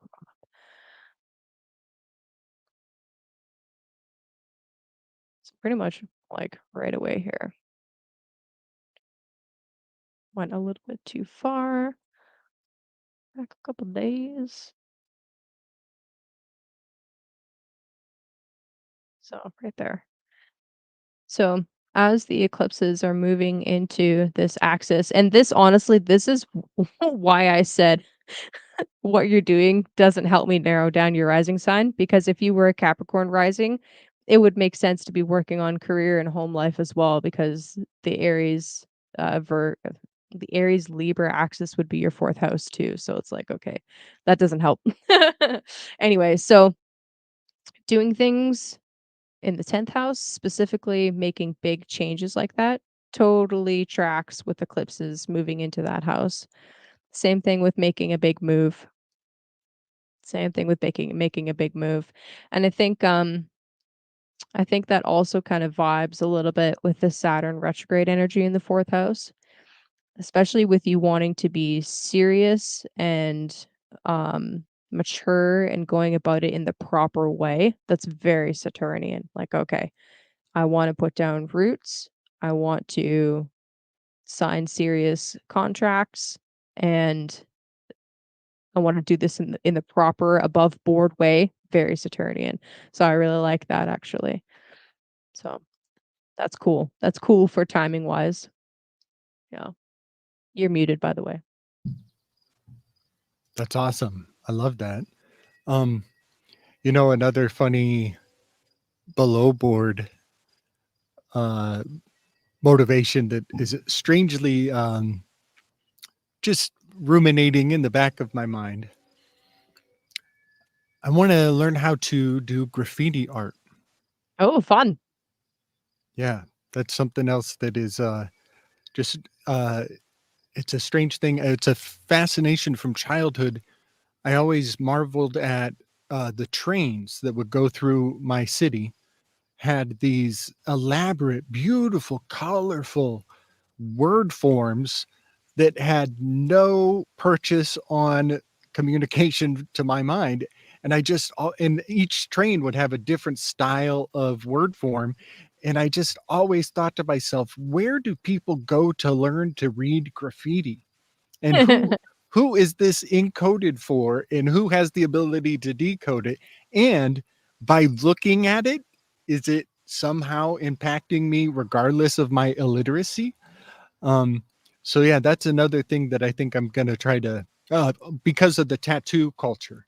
And I think Totally. that yeah, I think the tattoo is kind of that bridge between learning how to read these signs and symbols, yeah, and not feeling illiterate uh amongst the rogue elements of society. I like that. I think that's a really cool way to play. Um, yeah, and it is an interesting modern kind of cipher, isn't it? Yeah, that's really neat. Yeah, I think that's a really cool way that this aspect is playing out natally for you. It's like, okay, how else can I dive into the hidden and the ways that we hide meaning? That's cool. I really like that. And just to kind of enrich the story a little, um, Athens was notoriously uh, laden with graffiti, but it had a whole different meaning culturally in Athens.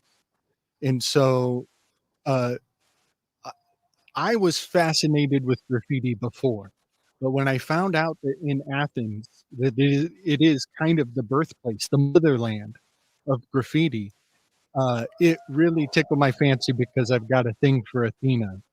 And so Mm.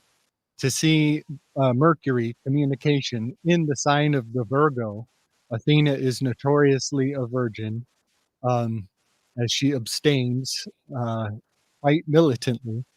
Yeah, all of those early drives and curiosities are finding rich soil in my future. So yeah, I just thought I would share some of the motivating components for people listening. Oh, yeah, love it. That's super cool. Um, yeah, Joseph in the chat picked out your Moon Chiron conjunction, and I wanna be really careful about because, I mean, yes, like I said, 5 o'clock so far, Sag is ringing pretty true, but the moon moves very quickly, so I wanna be careful about assigning specific conjunctions to the moon because it moves an average of 13 degrees over the course of 24 hours. So just be cautious about that.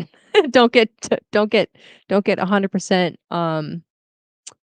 committed or tied to moon at 2 degrees conjunct Chiron because if our time is a little bit off, that could move pretty significantly.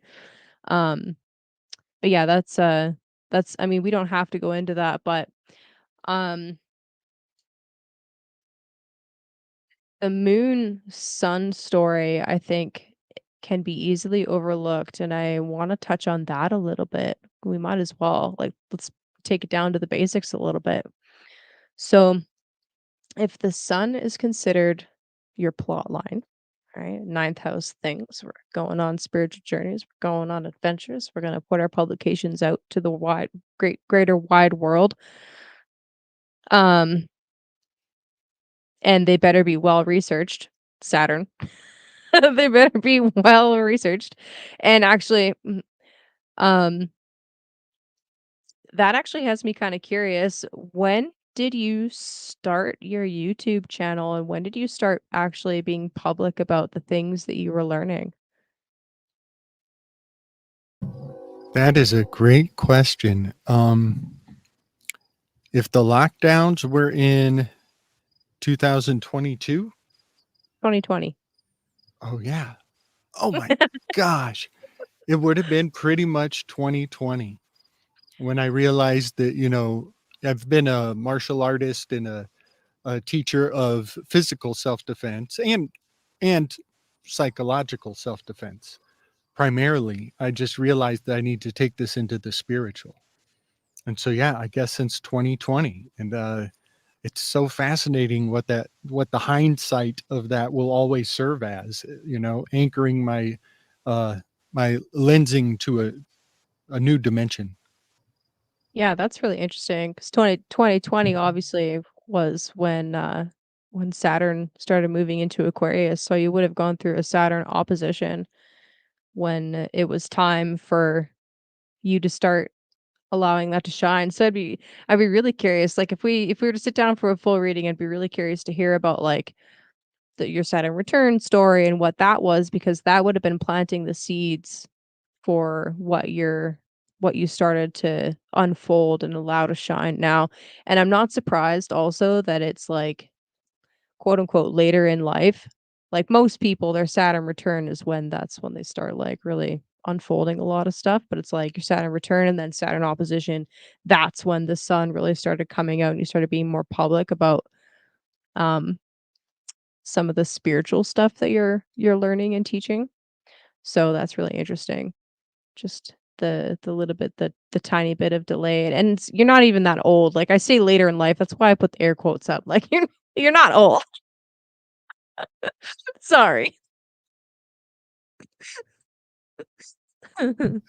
Yeah. At So my last haircut, she wanted to take the gray off the corners, and I was like, "No, no, that's my trophy. yeah, I want all the gray. that Let my shit. Doctor Strange shine." I earned that shit. That's so funny. Yeah. So anyway, if the sun relates to, like, our plot line, right? A major thing that we're trying to, move towards individually in this lifetime, the moon represents, in significant parts, it represents the environment that we grew up in, and it can reflect some of the environment that we are drawn to and feel comfortable in later in life. And I say can feel comfortable in later in life because I think that depends on your moon placement.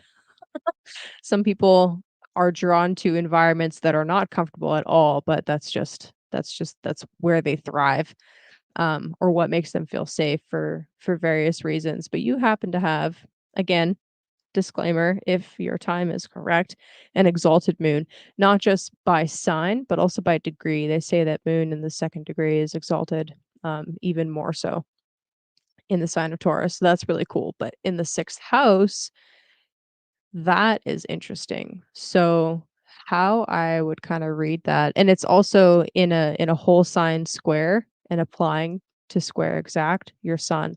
So that's really interesting. So we have like this Leo sun that wants to shine, right? We want to roar essentially and perform for the world. But we also have this environment that is in tension. There's tension between the environment and the sixth house and the ninth house. So you could say that as like and like feel free to correct me if I'm wrong or add any detail or tell me if I'm off base, but moon in the sixth house is like there has been a need to focus on your own physical well-being, and an exalted moon that actually hints at pretty decent health, or not necessarily decent health because, well, your Jupiter is in exile in Gemini, so there's actually probably been some difficulties there, but with an exalted moon, it's like you've been able to learn the tools and the tricks or the methods specifically with moving the body in some way that has helped you either regain health or stay healthy when otherwise, you might have not have been, right? That kind of thing. Big time. You know, Yeah. something that comes to mind is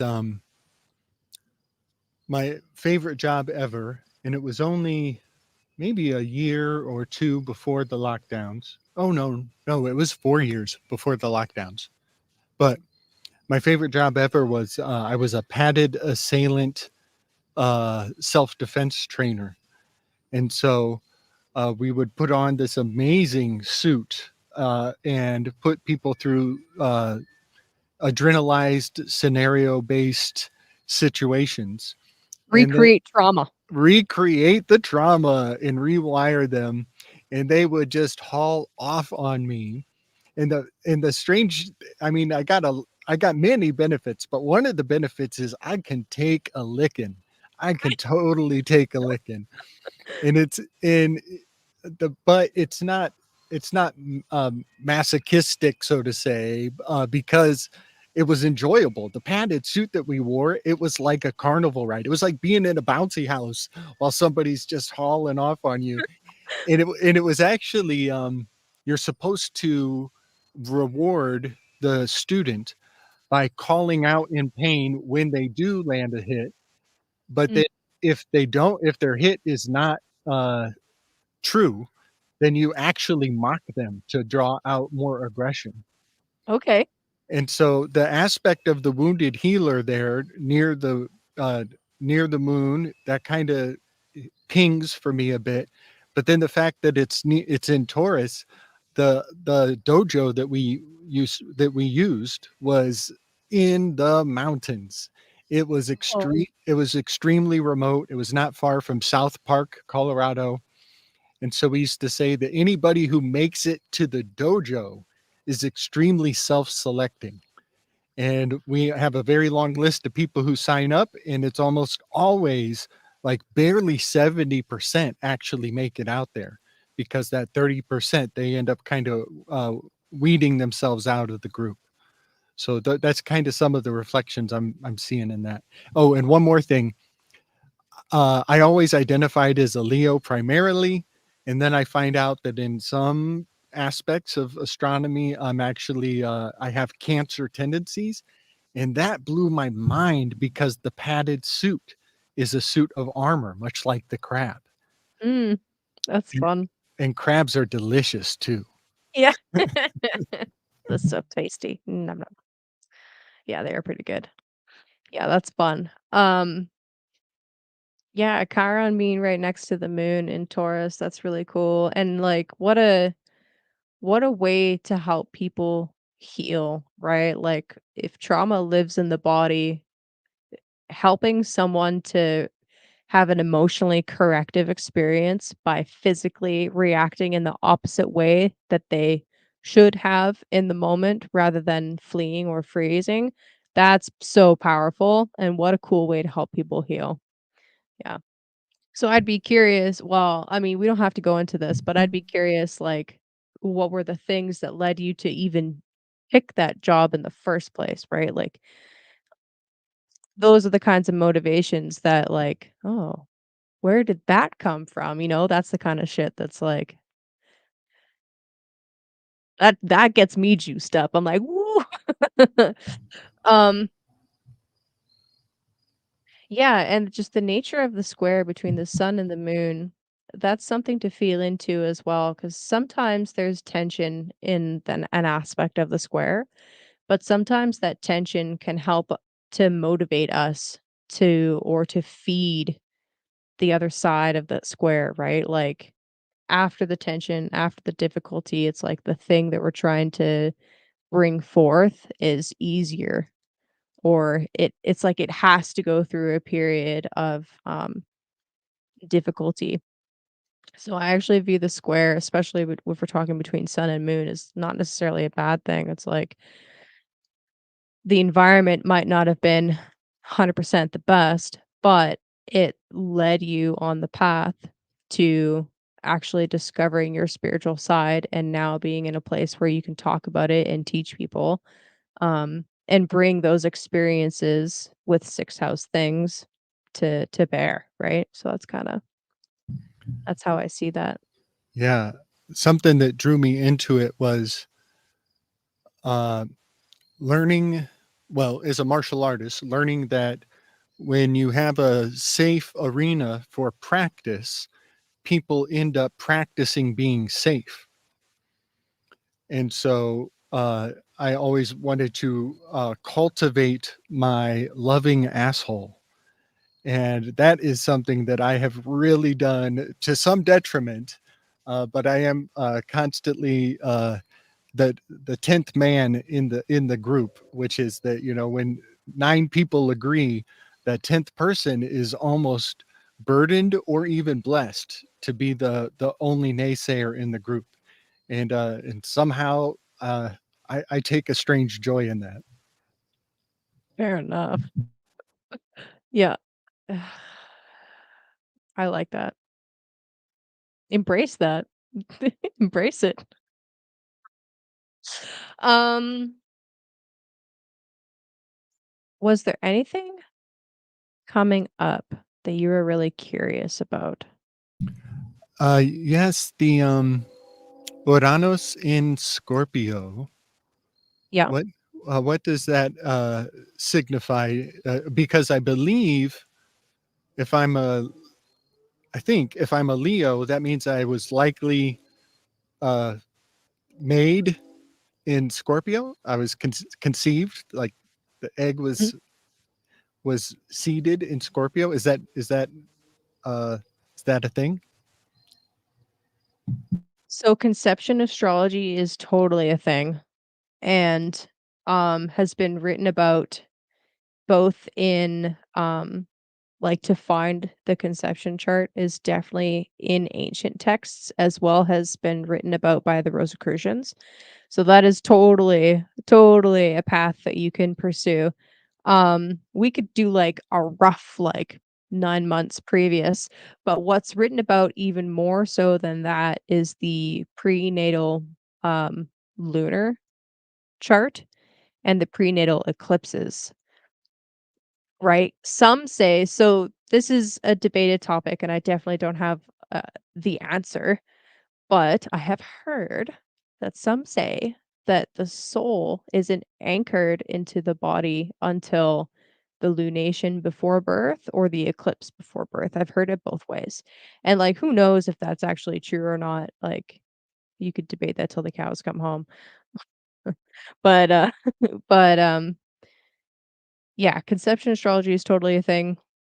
Short answer is I've looked more at prenatal eclipse charts and prenatal lunation charts than the conception charts, but I definitely have looked into it a little bit.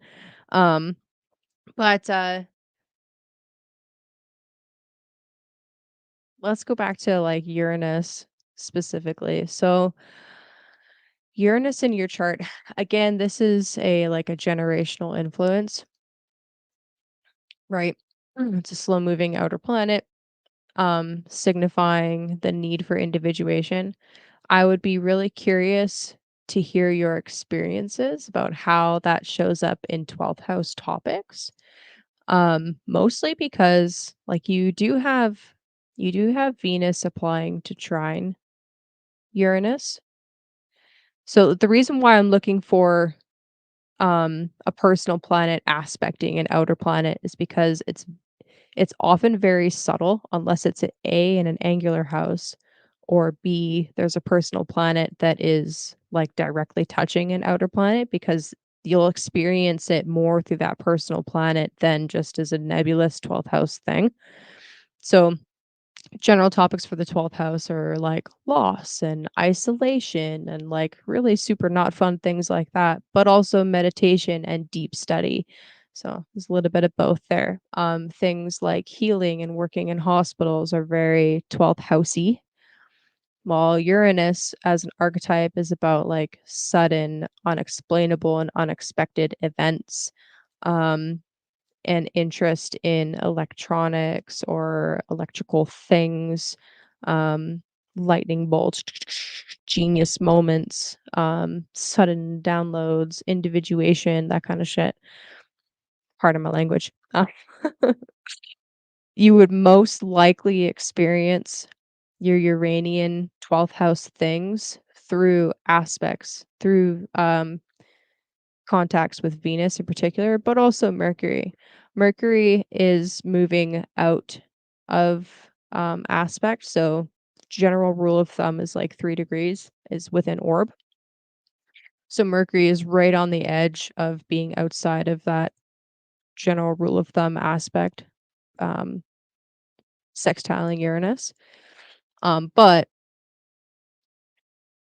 still, he's right on the edge there. So, like, I feel like between, your moments of genius where you can access, like, really crazy, weird, out of left field details and, like, have this really weird, crazy way of breaking down words, which is, like, very mercurial in general, and then, like, the sudden side of it, the sudden aspects, and then the ability to take Venus and put it all into an infographic so that people have a visual kinda like, "Oh my god, I get it," or, "Oh my god, I don't get it." Like, half the time I'm sitting there with the screen like this in my face, I'm like, "What the fuck, Gabe?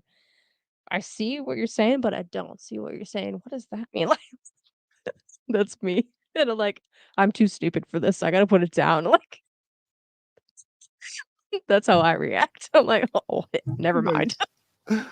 Yeah. Oftentimes, I've had that in the chats. Yeah, I go all wild in the chats, like over in Aeon Byte. I love going wild on the Aeon Byte crew because they have such a vast internal landscape that I can almost fit in. But somebody said recently, they're like, uh, "You have a really unique way of communicating, and I can almost understand it." And I said, "Yeah, I call it apple shot techne, which is shooting the apple over their head because I know it's gonna land to their higher self." Oh, that's cool, I like that, and yeah, that's kinda how I see the Uranus playing out through my interactions with you and just seeing how it's aspecting your chart. It's like, you're just grasping at stuff, and it's not like it's not the saying grasping at straws, that's not what I'm saying. But sometimes you are, but it's okay. It's like you're just grasping at stuff, and then you take it and you put out output it through Venus somehow, and it's like, it works. It's like Tantalus. Yes. Yes. Yeah. So, This was wonderful. Peter Shell, thank you very much for this suggestion. This was really fun. now come book a real reading so we could talk about some more crazy shit. Yeah, absolutely. I would love to get into I love what you said about, uh, the conception, astrology.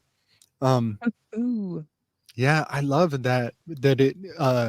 it's either the eclipse while you're in the belly, or you said the first full moon before? Or new moon, depends on what Oh, one you were new. born right after.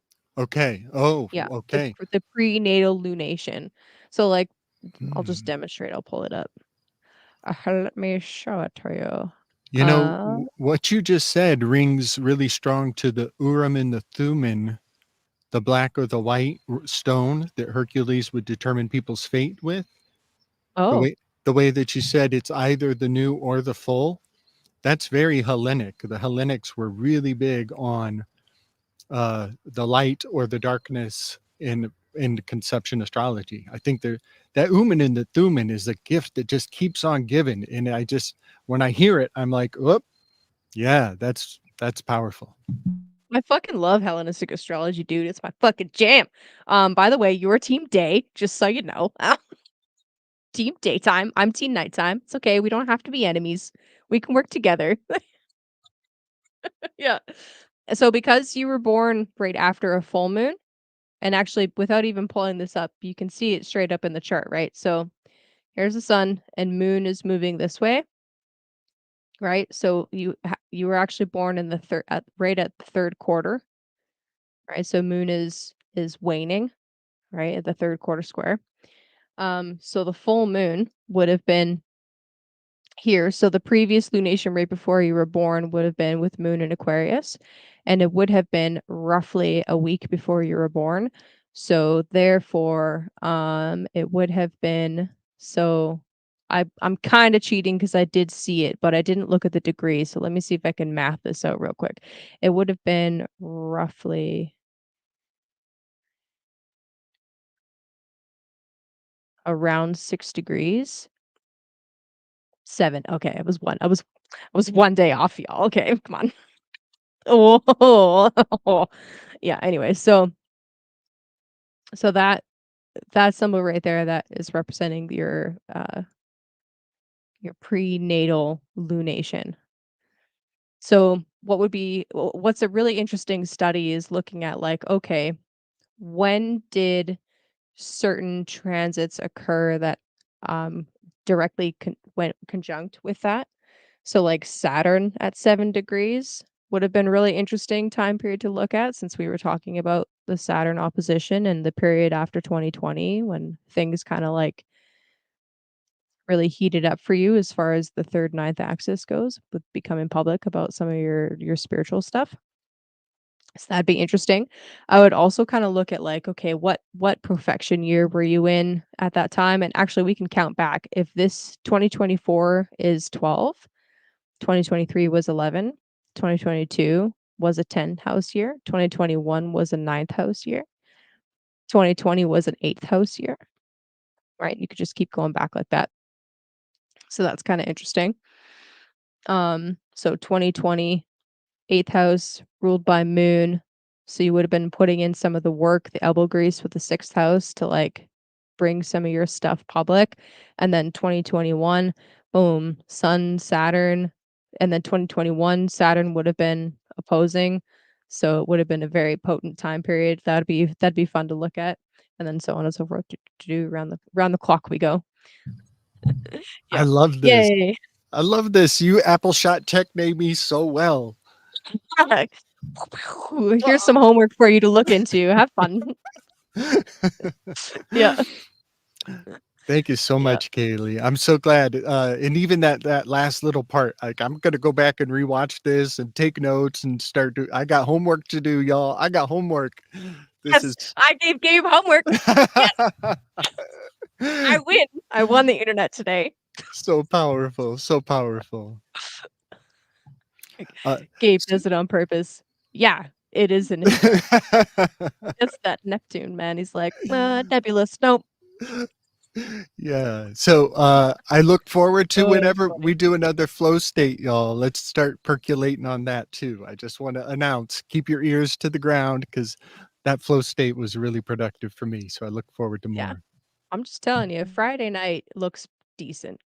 It's not like the best, but it looks good. Yeah. Yeah, that was fun for a full moon. A full moon. I was not planning to be streaming this long, but then just it happened. So we're going with it. I gotta change the title. I mean, I did include all the things in the title, but that's fine. No, you're the best, PK. You're the best. Yeah, thank you, Gabe, so much. That was really fun. Yeah, for some reason, I always thought you would be much more private about your chart. So I am honored that you let me read it, and then publicly too. That's really cool. Um yeah. Well, so where can people find you? Because I know there will be some people on my channel that aren't familiar with you. So where can they find you with your crazy uh I don't even know how do you describe it? Synchro mythic. Yes, that's the one. Yes, so many of these words are getting played out, and it's just a matter of tweaking it ever so slightly to get it dialed in. So yeah, I'm very synchro mythical. But yeah, Slick Dissident on YouTube is my main thing. And very soon, you just put a little .com on the end of that, and there will be a grand unveiling on my website that I'm so much looking forward to sharing more. So yeah, that's my jam.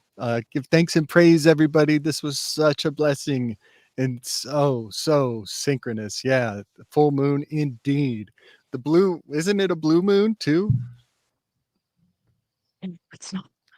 Oh, okay. Is it a sturgeon moon? I don't know what the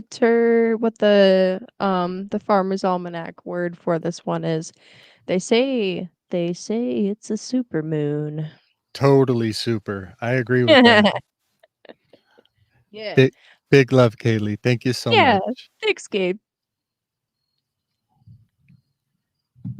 Yeah, that was fun. Oh, take you out. There you go. That was lots of fun. Um, so yeah, if you guys want to do a reading that's kind of similar to what we do in a reading, I ask some questions, I give you a couple of interpretations, we look at some things.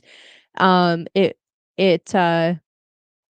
as you can see a little bit from the demo there, like as soon as Gabe was like, "Yeah, this and this is happening," and because I've interacted with Gabe a little bit in the past, it was really easy for me to pick out some of the symbols in his chart and be like, "Oh, this is totally you doing this, and this is totally you doing this." So that was really easy.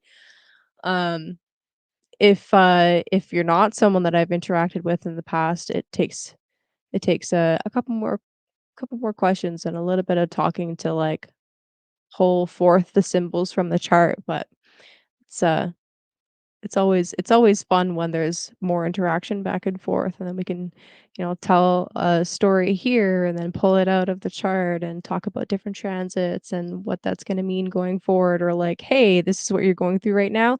That's what's happening in your chart right now." That's usually how it goes. Yeah. Okay. You guys are the best. Um, yeah, definitely um, book in a reading. And remember for the people, well, I guess I'll say it here. If you stuck around this entire time, you get the special code. So so if you use the code INNERVERSE, capital I, INNERVERSE on my website, you can book any of my services, so astrological or tarot, for 25% off, and there's no time limit for that. Yeah, all right, you guys are the best. Have a lovely evening. Hopefully this full moon didn't throw y'all too off kilter. Um and yeah, all right. Good night everybody. Bye-bye.